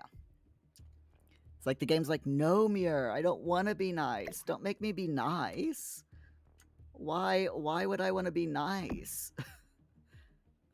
Games are assholes. Let me be. Let's just, make sure that we all understand that this game does not like us, and it is going to do all kinds of things to make me upset and angry, and say, no, Muir, you cannot do that thing. Right, let's see. Nah, there's nothing there that we can add. And there's nothing else there. Okay, next up is Get Famous. So, activities and skills. Yeah, there is nothing there. We don't need surfaces or plumbing. We don't need decorations. There we go. Let's see. Is there anything in Oh, there's wall graffiti. Yes, we can add more wall graffiti, which of course we're going to do. We're going to add some in the kitchen because we never added any wall graffiti in the kitchen. So that is a must. We've got to add some kind of graffiti here in the kitchen. There we go. Whoa, why game? Why did... Stop it. Stop it. Stop. Oh my god. Fine. Fine. We'll do it this way. If you're gonna be a brat about it. There. Oh wait, that's not even up against the wall. The heck?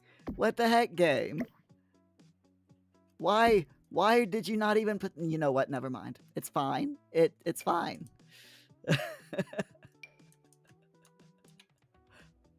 I love this game. Really. Really, I do. Oh my god.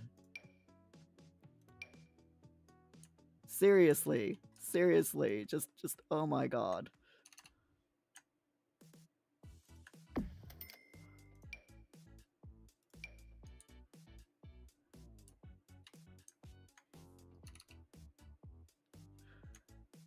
Let's put that... No! Stop it! There.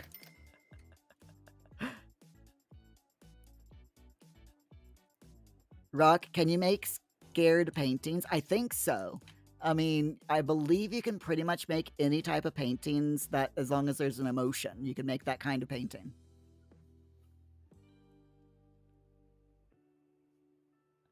So yeah, if you if you can get your sim to be in a specific emotion, you should be able to make those paintings. As far as I know, anyway. I might be wrong, but I'm pretty certain that you can. All right, let's see. Asphalt cracks. If I... Oh, yeah. Yeah. That's... We'll just plop a huge crack right there. Anyway, yes, we're doing that.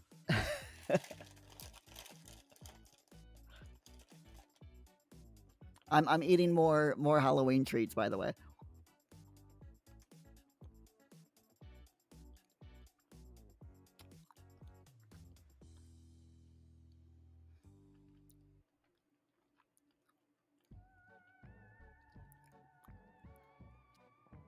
And yeah, there is nothing else. So let's move to lighting. Actually, no. We'll move to off the grid. Because if there's anything off that's lighting, we'll be able to find it here. Ooh. there is this medieval castle chandelier. And I think that that is definite need.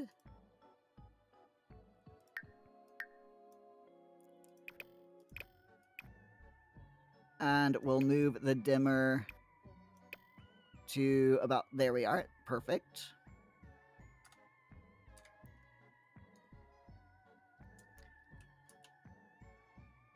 I don't think I want that same one in here, but I'm gonna go ahead and put it in here anyway.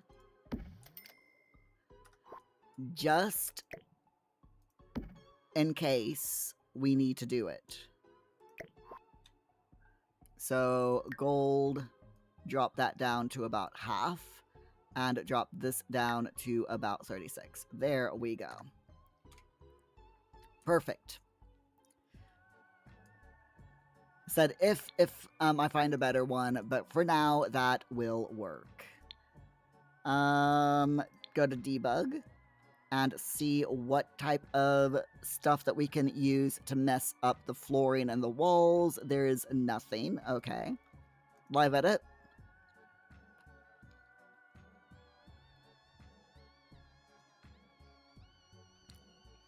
I've already done the asphalt cracks. There is this graffiti.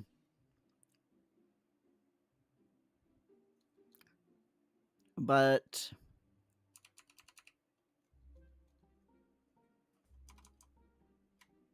it's not showing up, so I'm going to ignore that. Right, then let's move to island living. But yeah, just you can cheat your Sims emotion, or you can use their satisfaction points to buy mood potions. So just use their, buy a mood potion from the satisfaction shop, have them drink it to turn, to get them to that extreme emotion state, and have them see if that emotion is is available for a painting. Not gonna lie, that'd be absolutely hilarious. If you can actually manage to get a sim to die from being terrified. Purposefully, not accidentally.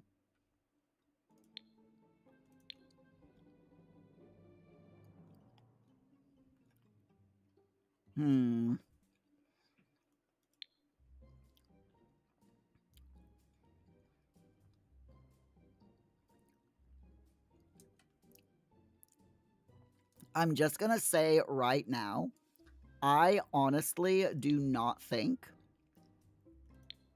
that there is going to be anything in island living that I can use. Just going to put that out there right now.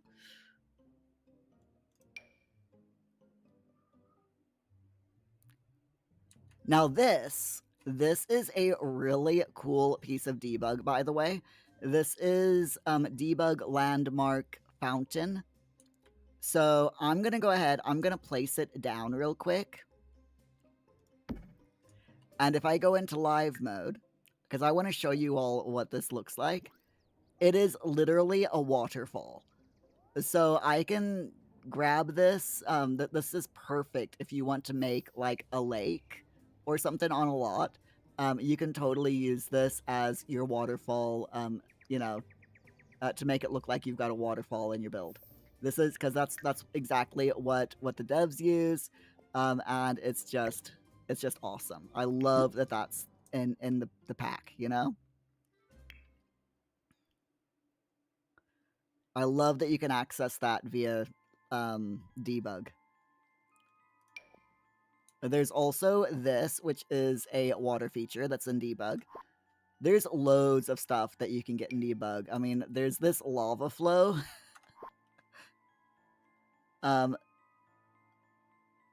Obviously, we're not going to use any of that. in this.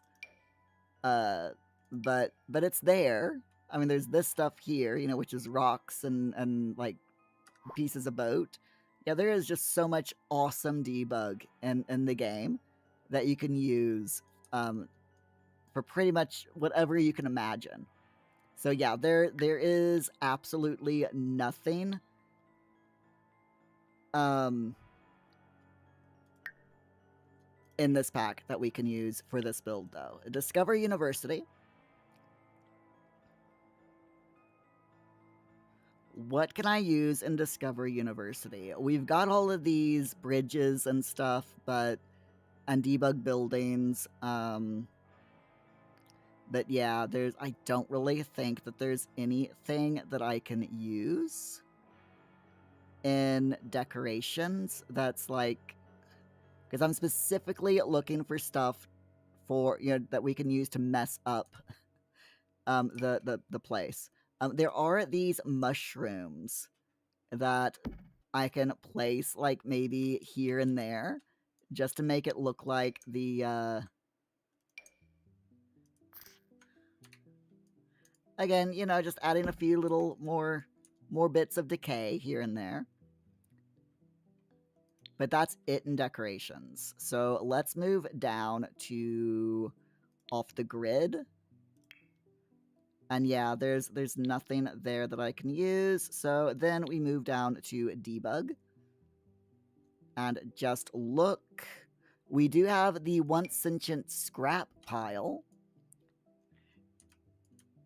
But this is where you can get if you want a really quick way of getting servo parts or robot parts, using this one sentient scrap pile that you can find in debug is a really fun way of doing it. Easy way of, you know, of cheating it. Just put a load of them on your lot and have your sim, you know, dig them up.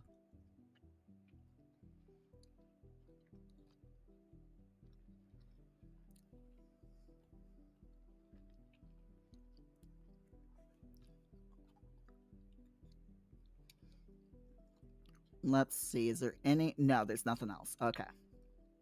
Live edit.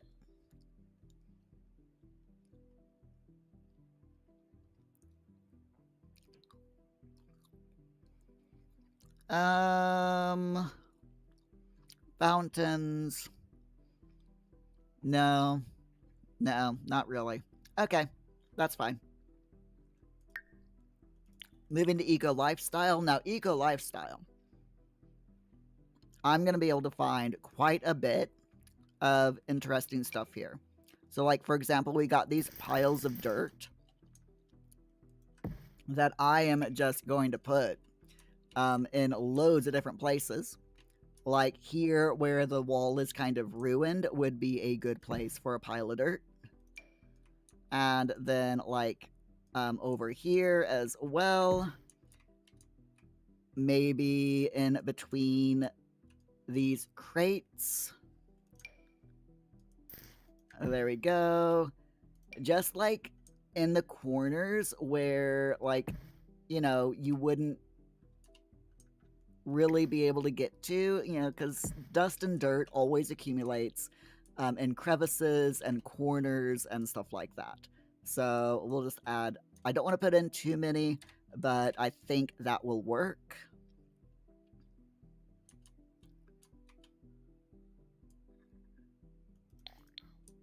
Then see if there's anything else. There's bound to be more stuff that I can use.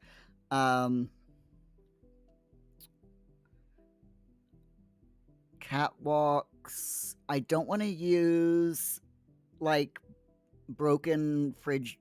The trash dresser. That's gonna be a good one to use. But I'll do that. We'll put that upstairs rather.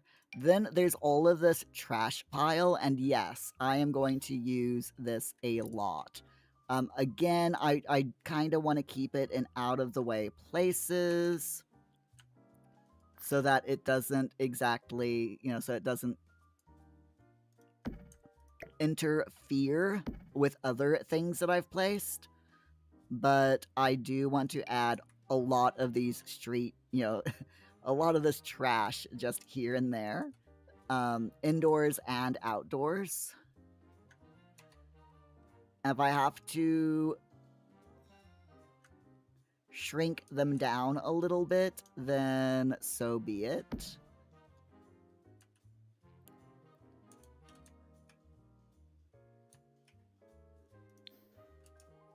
I do think that some of them will work up here as well. So I'll just grab some of them here and there and place them, just around different places. Said not really trying to do any other room, but having these things here and there already, for when we do these other rooms, definitely a good thing. We do have all of these trash bags, and I do want to use them all. Just putting them all here in this room for now. We also have all of, the individual trash things. And I'm thinking, like, just sticking... Again, sticking them here and there. Not bothering too much with... paying attention to, like, are they hovering or not. I'm just placing them down very quickly. And we'll deal with them when we get to them next time. Hey, we got a J-Raid! Hello, J-Dub. How are ya doing? Glad to see ya. Tony, J-Dub, Michael. Cough, cough, cough. Spoopy Scary Symingtons. Yes, sorry. How are you all doing? I got in the zone of decorating. Should I say making a mess. But thank you so much for the raid. I really appreciate it. So what all were you doing on your stream, Jay? What were you up to? Let me... No, stop it. I'm arguing with my fingers because I cannot type the word shout out. It's difficult to do. There we go. But yeah, what were you doing, Jay? Anything fun? Anything exciting? I'm checking now. I'm checking out what you were doing. Were you doing Hitman? It looks like you might have been playing Hitman. How did Hitman go? How many men did you hit? Inquiring minds want to know. Jay, more Hitman, you just completed Dubai. Ooh. Sounds like fun and exciting times. You hit many men, but you only killed 2. I mean, were they the ones that you were supposed to kill, though? That's the question. Because, if they were the ones that you were supposed to kill, then that's good. If you killed the ones that you weren't supposed to kill, that's a little bit problematical. Absolutely, you're not a total monster. Fantastic. So, those of you from Jay's channel, if you're wondering what in the world I'm up to, I'm making a mess. That is what I am doing. I am currently going through, we're working on the dining room and entranceway of our abandoned haunted mansion. And the story of this build is that we've got this mansion that's been abandoned for many years, and it's Halloween, and the local kids want to throw have decided, they want to throw an illegal Halloween party in this haunted mansion. So they've broken in and they've set up a bit of a, a little bit of a rave going on. So we've got the ballroom here that they've set up for the rave itself. We've got sleeping bags. We've got a seance table because, you can't break into a haunted mansion and not do a spooky seance, right? And what I'm doing is I'm working on these two rooms specifically, and we're adding in a lot of disgusting, dirty trash and floor markings just to make the entire place look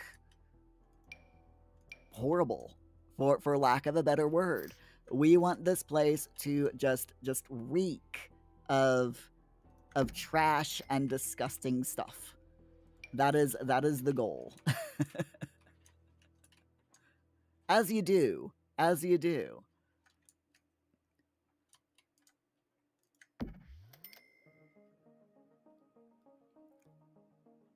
Hey Lord, how you doing? He said to them, so long in Dubai. I love it. I absolutely love it. You can always rely on Lard for the good dad jokes. By which I mean bad jokes, but that's how you know that it's a good joke, is if it's bad. So that's a bathtub. I don't want to add the bathtub. However, this broken bed here is a good thing to put in. We already have a broken bed over here in this room, so having a broken bed in this one is a pretty good idea.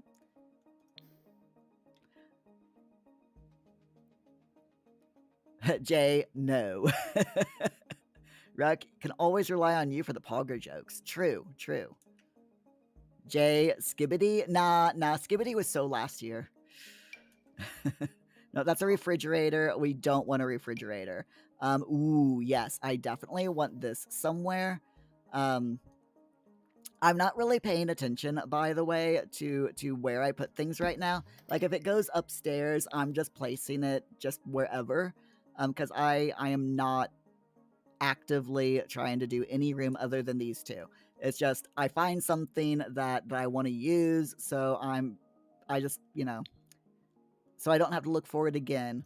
I will put it up where I want it, in the area where I want it. Off the grid stuff. The power generator is probably a good idea because I am going to basically make this a no power available lot. So having like a generator, we can just say like the kids, grab their dad, one of the kids grab their dad's generator or something, to power to power the few electrical things that are in here. So that works. This is how I decorate in The Sims, and I absolutely love doing stuff like this because I love making a mess in games. And games that give you the opportunity to make messes like this is just so awesome. All right, so we've finished Eco. Snowy Escape, I can tell you right now, there is nothing in Snowy Escape that I'm going to be able to use. Unless there's something that I don't know about that's in this game. So let's go into debug and check it out. Rock, nah, not Skibbity. Jay, fair. Yeah, the newest phrases is 6-7. That is the newest phrase right now. That is the newest hip, in vogue phrase.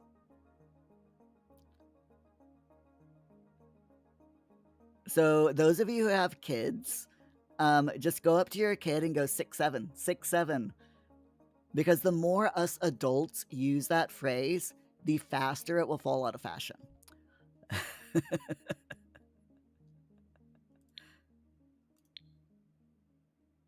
And you know I'm right. You know I'm right. Ooh, now this ground cover.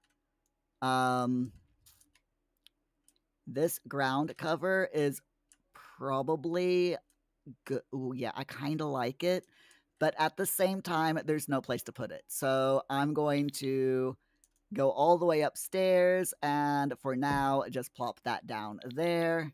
Whoops, too far down. There we go.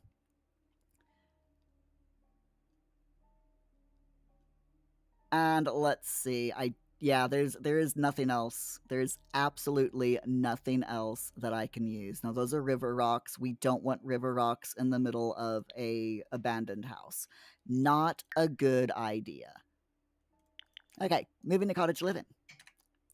Lord, what? Jay, those of you who have kids, don't. I love it.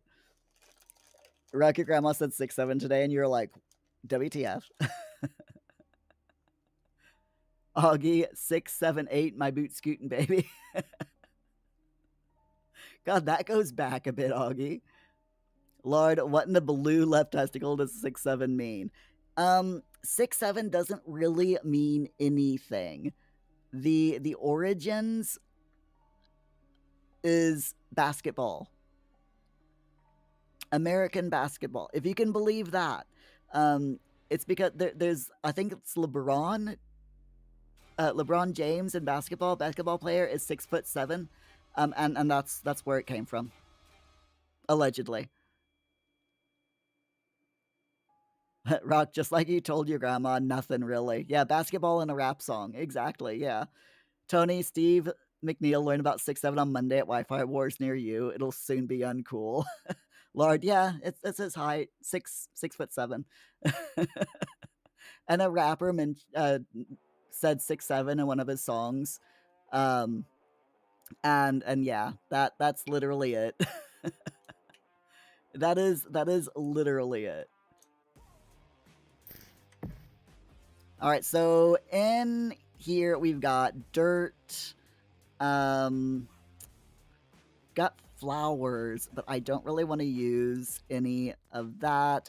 If we still had outdoor stuff, I would be tempted with some of these broken fences. Ooh, mushrooms. Yes, let's...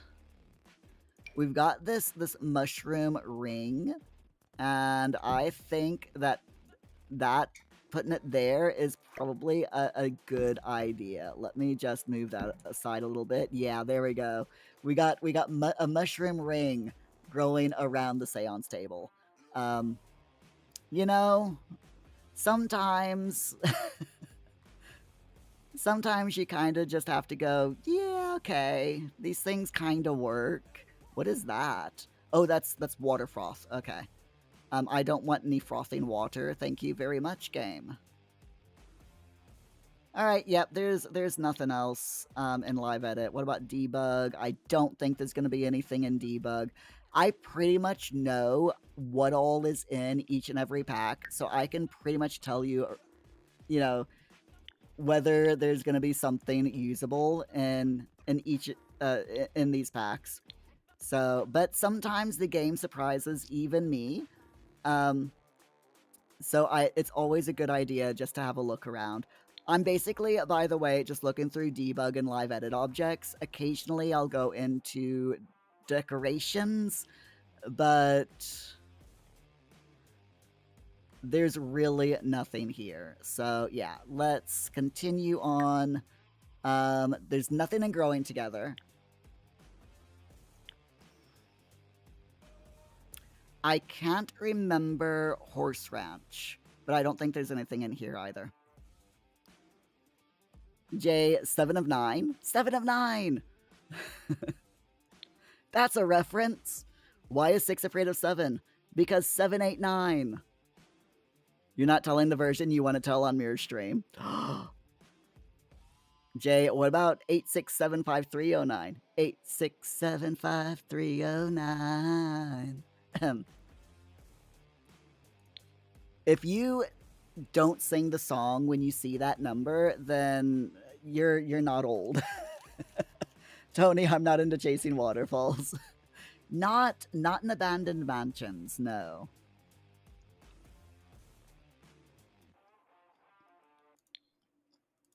Don't mind me, I'm eating my Halloween snacks.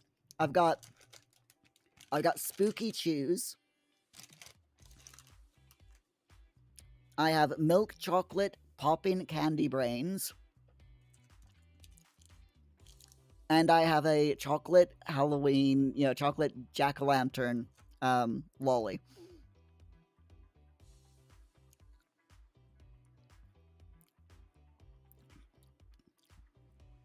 Jay, you DM'd me the other punchline. Okay. I was wondering who that was. I just got the alert. I'm not gonna pay a tab out quite yet. Just because it'll show on stream if I do. So I'll wait until after the stream. All right, so yeah, there's literally nothing I can use there. I think, to be honest, I think we are pretty much done with the entranceway and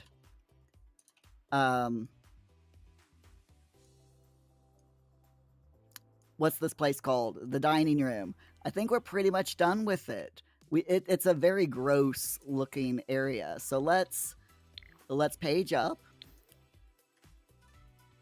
Let me go into first person mode and we'll check it out.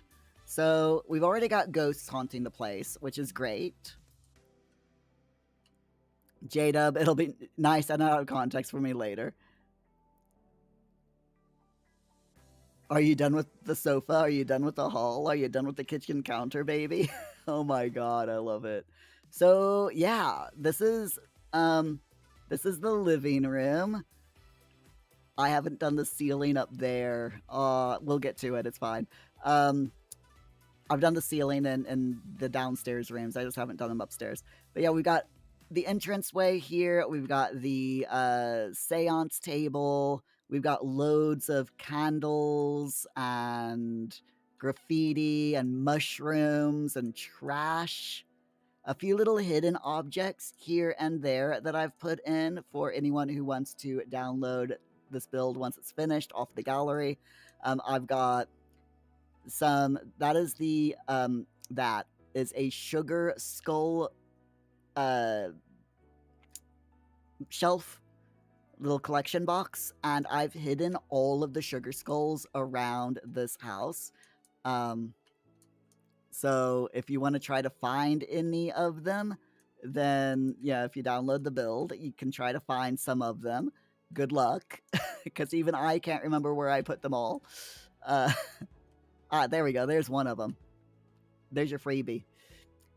But yeah, I've hidden all 9 sugar skulls around this house. So I think that we've done a pretty good job of making the entrance and dining room extremely gross. I'm happy with this. I am definitely very happy with this. And I'm going to just take some photos. There we go. Even a little, pride flag nod. We got to add a pride flag somewhere in the build. It's the rules. Right. So, my friends,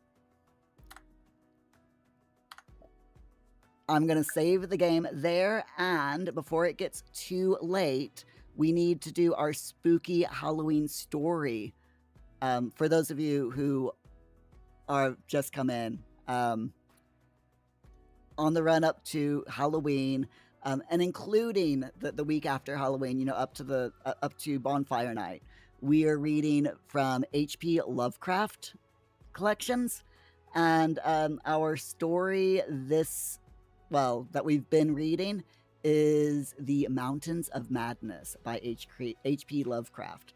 So it's a bunch of very long words. Sometimes while I'm reading this, I have to admit my thoughts are, couldn't this guy have not used a thesaurus for for his books, you know, but it's fine. It's absolutely fine.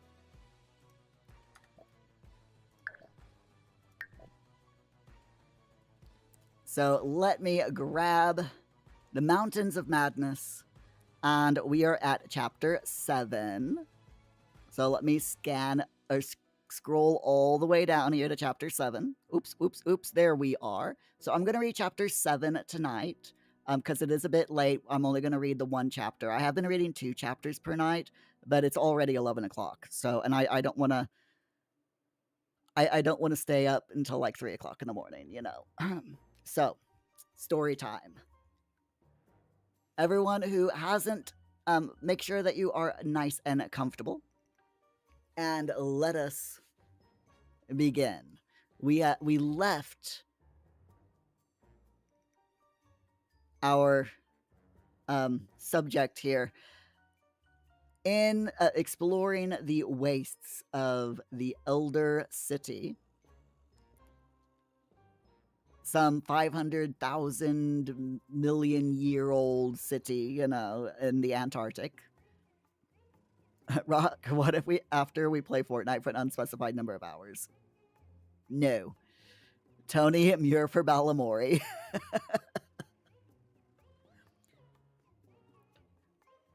Wouldn't you like to know, Tony? Wouldn't you like to know? Okay. Balamuri. Oh, Jay. I like it. I like it. Okay. The full story. So, anyway, let's begin. The full story, so far as deciphered, will shortly appear in an official bulletin of Miskatonic University. Here, I shall sketch only the salient highlights in a formless, rambling way. Myth or otherwise, the sculptures told of the coming of those star-headed things to the nascent, lifeless Earth out of cosmic space.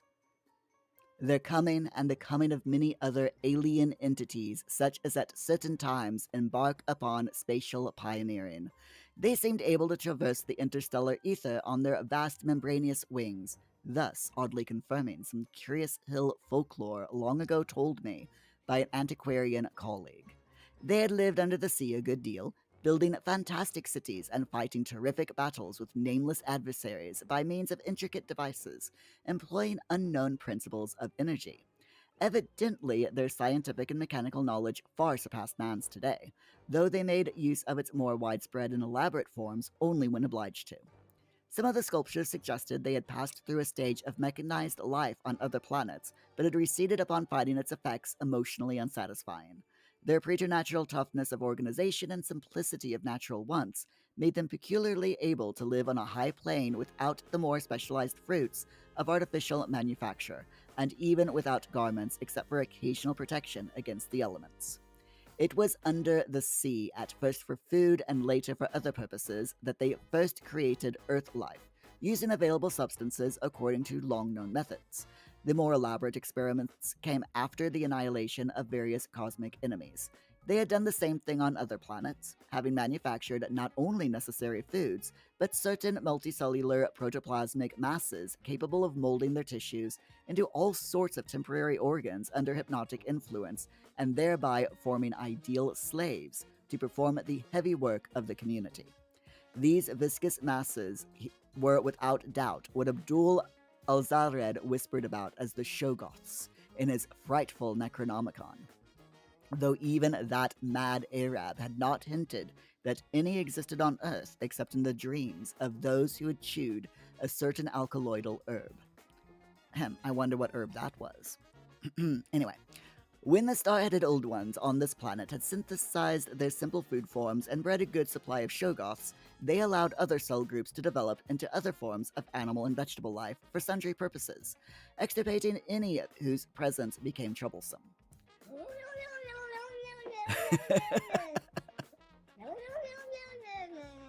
No. With the aid of the Shoggoths, whose expansions could be made to lift prodigious weights, the small, low cities under the sea grew to vast and imposing labyrinths of stone, not unlike those which later rose on land. Indeed, the highly adaptable Old Ones had lived much on land in other parts of the universe and probably retained many traditions of land construction. As we studied the architecture of all these sculptured Paleogen cities, including that whose eon dead corridors we were even then traversing, we were impressed by a curious coincidence which we have not yet tried to explain, even to ourselves. The tops of the buildings, which in the actual city around us had of course been weathered into shapeless ruins ages ago, were clearly displayed in the bas reliefs, and showed vast clusters of needle like spires, delicate finials on certain cone and pyramid apexes, and tiers of thin, horizontal scalloped discs capping cylindrical shafts. This was exactly what we had seen in that monstrous and portentous mirage cast by a dead city when such skyline features had been absent for thousands and tens of thousands of years, which loomed on our ignorant eyes across the unfathomed mountains of madness as we first approached poor Lake's ill-fated camp. Of the life of the Old Ones, both under the sea and after part of them migrated to land, volumes could be written.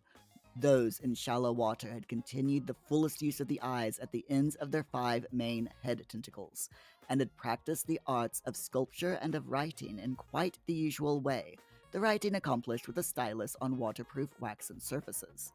Those lower down in the ocean depths, though they used a curious phosphorescent organism to furnish light, pieced out their vision with obscure special senses operating through the prismatic cilia on their heads, senses which rendered all the Old Ones partially independent of light in emergencies. Their forms of sculpture and writing had changed curiously during the descent, embodying certain apparently chemical coating processes, probably to secure phosphorescence, which the bas reliefs could not make clear to us.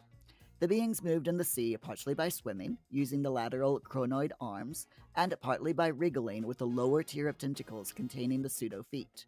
Occasionally, they accomplished long swoops with the auxiliary use of 2 or more sets of their fan like folding wings.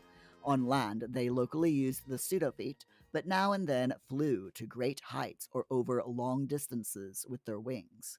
The many slender tentacles into which the chronoid arms branched were infinitely delicate, flexible, strong, and accurate in muscular nervous coordination, ensuring the utmost skill and dexterity in all artistic and other manual operations. The toughness of the things was almost incredible. Even the terrific pressures of the deepest sea bottoms appeared powerless to harm them.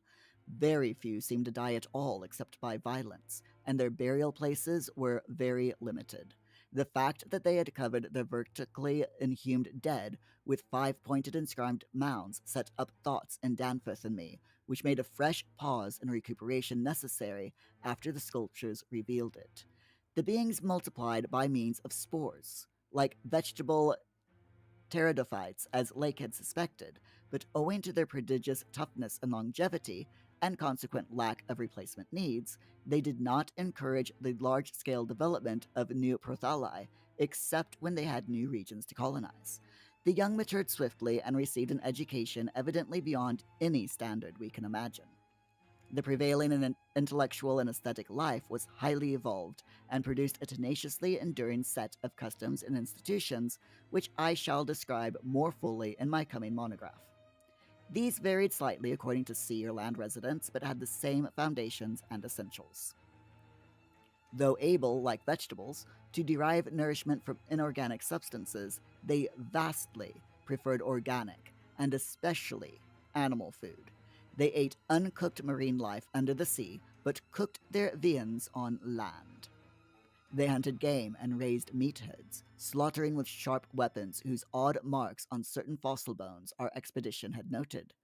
They resisted all ordinary temperatures marvelously, and in their natural state could live in water down to freezing.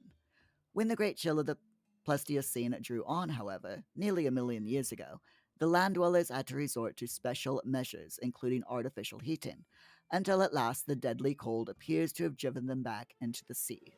For their prehistoric flights through cosmic space, legend said, they had absorbed certain chemicals and became almost independent of eating, breathing, or heat conditions. But by the time of the Great Cold, they had lost track of the method. In any case, they could not have prolonged the artificial state indefinitely without harm. Being non pairing and semi vegetable in structure, the old ones had no biological basis for the family phase of mammal life, but seemed to organize large households on the principles of comfortable space utility and, as we deduced from the pictured occupations and divisions of co dwellers, congenial mental association. In finishing their homes, they kept everything in the center of the large rooms, leaving all the wall spaces free for decorative treatment. Lighting, in the case of the land inhabitants, was accomplished by a device probably electrochemical in nature. Both on land and underwater, they used curious tables, cha- chairs, and couches like cylindrical frames, for they rested and slept upright with folded down tentacles, and racks for the hinged sets of dotted surfaces forming their books. Government was evidently complex and probably socialistic, though no certainties in this regard could be deduced from the sculptures we saw. There was extensive commerce, both local and between different cities, certain small, flat counters, five pointed and inscribed, serving as money. Probably the smaller of the various greenish soapstones found by our expedition were pieces of such currency. Though the culture was heavily. Sorry. Though the culture was mainly urban, some agriculture and much stock raising existed. Mining and a limited amount of manufacturing were also practiced. Travel was very frequent, but permanent migration seemed relatively rare, except for the vast colonizing movements by which the race expanded. For personal locomotion, no external aid was used, since in land, air, and water movement alike, the old ones seemed to possess excessively vast capacities for speed. Loads, however, were drawn by beasts of burden, shoggoths under the sea, and a curious variety of primitive vertebrates in the later years of land existence. These vertebrates, as well as an infinity of other life forms, animal and vegetable, marine, terrestrial, and aerial, were the products of unguided evolution acting on life cells made by the old ones, but escaping beyond their radius of attention. They had been suffered to develop unchecked because they had not come in conflict with the dominant beings. Bothersome forms, of course, were mechanically exterminated. It interested us to see in some of the very last and most decadent sculptures a shambling primitive mammal, used sometimes for food and sometimes as an amusing buffoon by the land dwellers, whose vaguely simian and human foreshadowings were unmistakable. In the building of land cities, the huge stone blocks of the high towers were generally lifted by vast winged pterodactyls of a species heretofore unknown to paleontology. The persistence with which the old ones survived various geologic changes and convulsions of the Earth's crust was little short of miraculous. Though few or none of their first cities seem to have remained beyond the Archean age, there was no interruption in their civilization or in the transmission of their records. Their original piece of advent to the planet was the Antarctic Ocean, and it is likely that they came not long after the matter, forming the moon was wrenched from the neighboring South Pacific. According to one of the sculptured maps, the whole globe was then underwater, with stone cities scattered farther and farther from the Antarctic as eons passed. An- Another map shows a vast bulk of dry land around the South Pole, where it is evident that some of the beings made experimental settlements through their main centers were transferred to the nearest sea bottom. Later maps, which display this landmass as cracking and drifting and sending certain detached parts northward, uphold in a striking way the theories of continental drift lately advanced by Taylor, Wegener, and Jolly.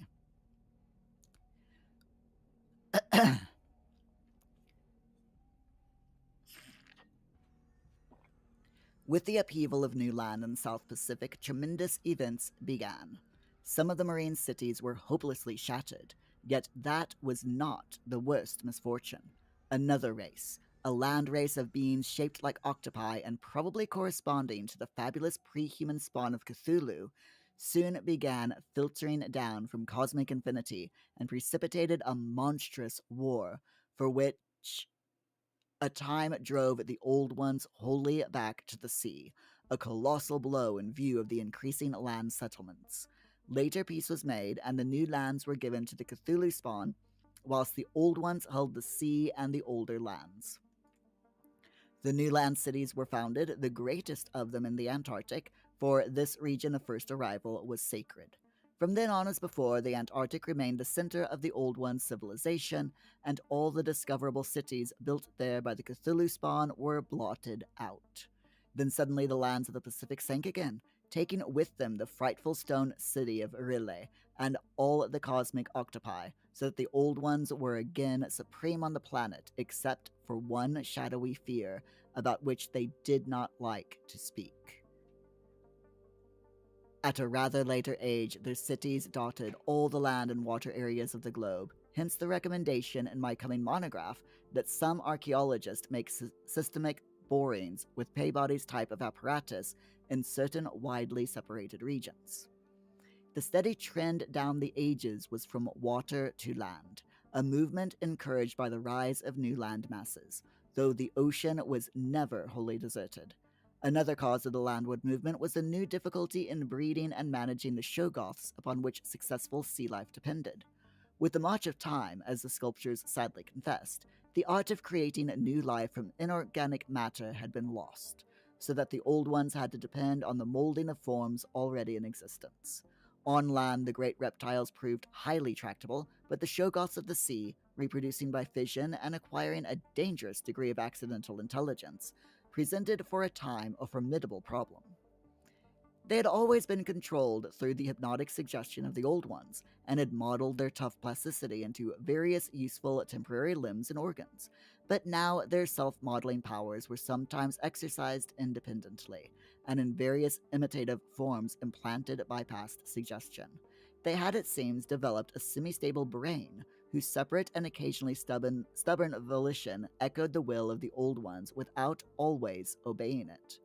Sculptured images of these Shoggoths filled Danforth and me with horror and loathing. They were normally shapeless entities composed of a viscous, I cannot never pronounce this word, viscous jelly, which looked like an agglutination of bubbles, and each averaged about 15 feet in diameter when formed into a sphere. They had, however, a constantly shifting shape and volume, throwing out temporary developments or forming apparent organs of sight, hearing, and speech in imitation of their masters, either spontaneously or according to suggestion. They seem to have become peculiarly intractable toward the middle of the Permian Age, perhaps 150 million years ago, when a veritable war of resubjugation was waged upon them by the marine Old Ones. Pictures of this war and of the headless, slime-coated fashion in which the Shoggoths typically left their slain victims held a marvelously fearsome quality, despite the intervening abyss of the untold ages. The Old Ones had used curious weapons of molecular disturbance against the rebel entities, and in the end had achieved a complete victory. Thereafter, the sculpture showed a period in which Shoggoths were tamed and broken by armed Old Ones, as the wild horses of the American West were tamed by cowboys. Though during the rebellion the Shoggoths had shown an ability to live out of water, this transition was not encouraged, since their usefulness on land would hardly have been commensurate with the trouble of their management. During the Jurassic Age, the Old Ones met fresh adversity in the form of a new invasion from outer space, this time by half-fungus, half-crustacean creatures from a planet identifiable as a remote and recently discovered Pluto. Creatures undoubtedly the same as those figuring in certain whispered hill legends of the north, and remembered in the Himalayas as the Migo, or abominable snowmen. To fight these beings, the Old Ones attempted, for the first time since their Terran advent, to sally forth again into the planetary ether, but despite all traditional preparations, found it no longer possible to leave the Earth's atmosphere. Whatever the old secret of interstellar travel had been, it was now definitely lost to the race.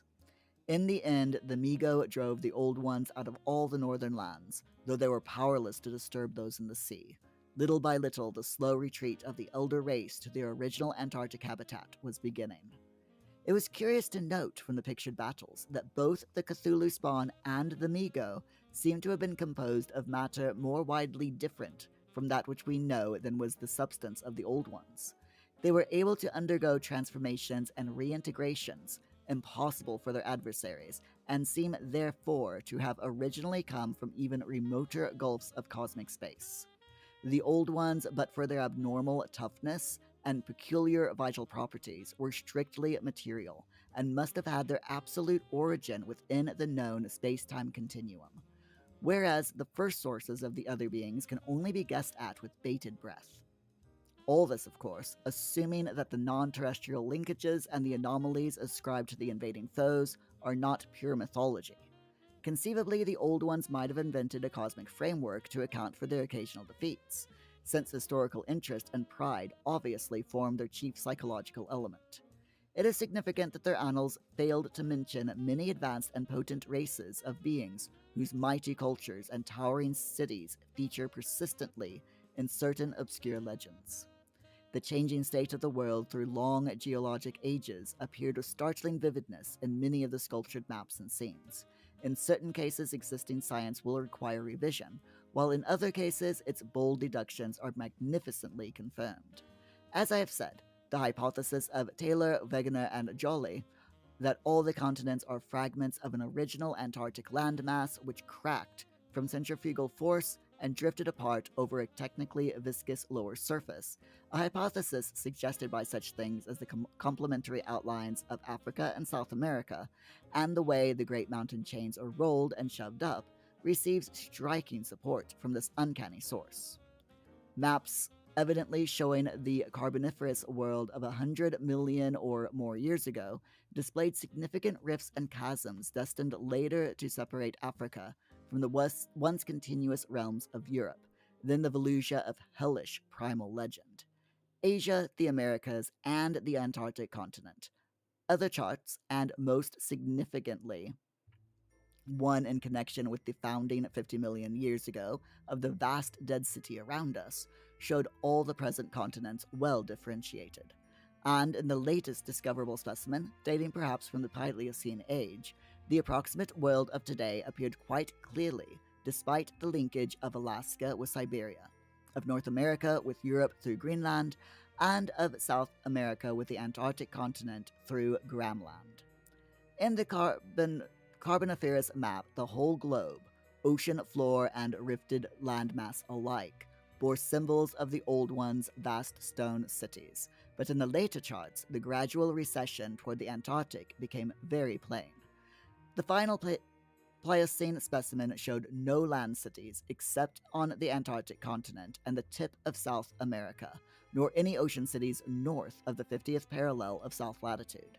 Knowledge and interest in the northern world, save for a study of coastlines probably made during long exploration flights on those fan-like membranous wings, had evidently declined to zero among the Old Ones. Destruction of cities through the upthrust of mountains, the centrifugal rending of continents, the seismic convulsions of land or sea bottom, and other natural causes was a matter of common record, and it was curious to observe how fewer and fewer replacements were made as the ages wore on. The vast dead megapolis that yawned around us seemed to be the last general center of the race, built early in the Cretaceous age after a titanic earth buckling had obliterated a still vaster predecessor not far distant. It appeared that this general region was the most sacred spot of all, where reputedly the first Old Ones had settled on a primal sea bottom. In the new city, many of whose features we could recognize in the sculptures, but which stretched fully 100 miles along the mountain range in each direction beyond the farthest limits of our aerial survey, there were reputed to be preserved certain sacred stones forming part of the first sea-bottom city, which were thrust up to light after long epochs in the course of the general crumbling of strata. It's getting interesting. I'm loving how Lovecraft took knowledge, real scientific knowledge, and weaved this into his stories to make the stories sound very plausible. It's a bit spooky. Let's be honest. It is just a little bit on the spooky side. So, my friends, we will end there. And let me see if by any chance there is anyone online.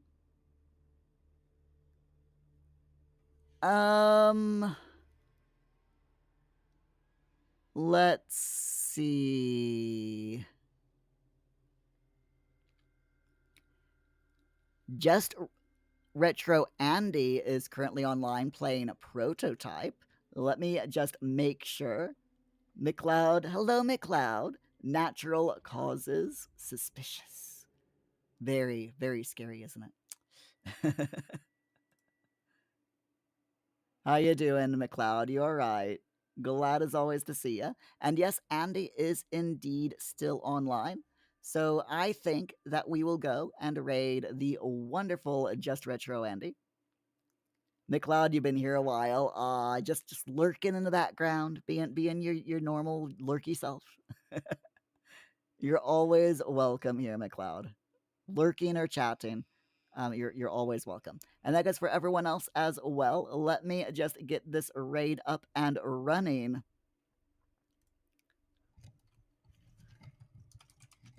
And see if I can get Twitch to show me Andy's channel. There we go. And my friends, thank you all so much for being here. J-Dub, thank you so much for the raid. Everyone who stopped by, who said hello, who's chatted, who's watched the sim watched me make a mess out of a house that I'm building in the Sims. And if you've enjoyed the story, thank you all so much. If you're over on YouTube, please do like the live stream or the VOD if you're watching this after the fact, because every 4 likes on our YouTube channel equals £1 that I will give to our charity of the year. I should say every 4 likes on our live streams, or the live stream VODs each week equals £1 that I give to our charity of the year, which this year is Cats Protection UK. If you are able to donate to Cats Protection UK, you can find the donation link in the YouTube video, in the description, or by typing !charity in the Twitch chat. Anyway, McLeod, all the kitties, thank you all so much for being here. I will see you tomorrow, 8 p.m. UK time, with more Sims 4 and more Mountains of Madness by H.P. Lovecraft. But until then, stay safe, stay hydrated, and have a wonderful day. Bye.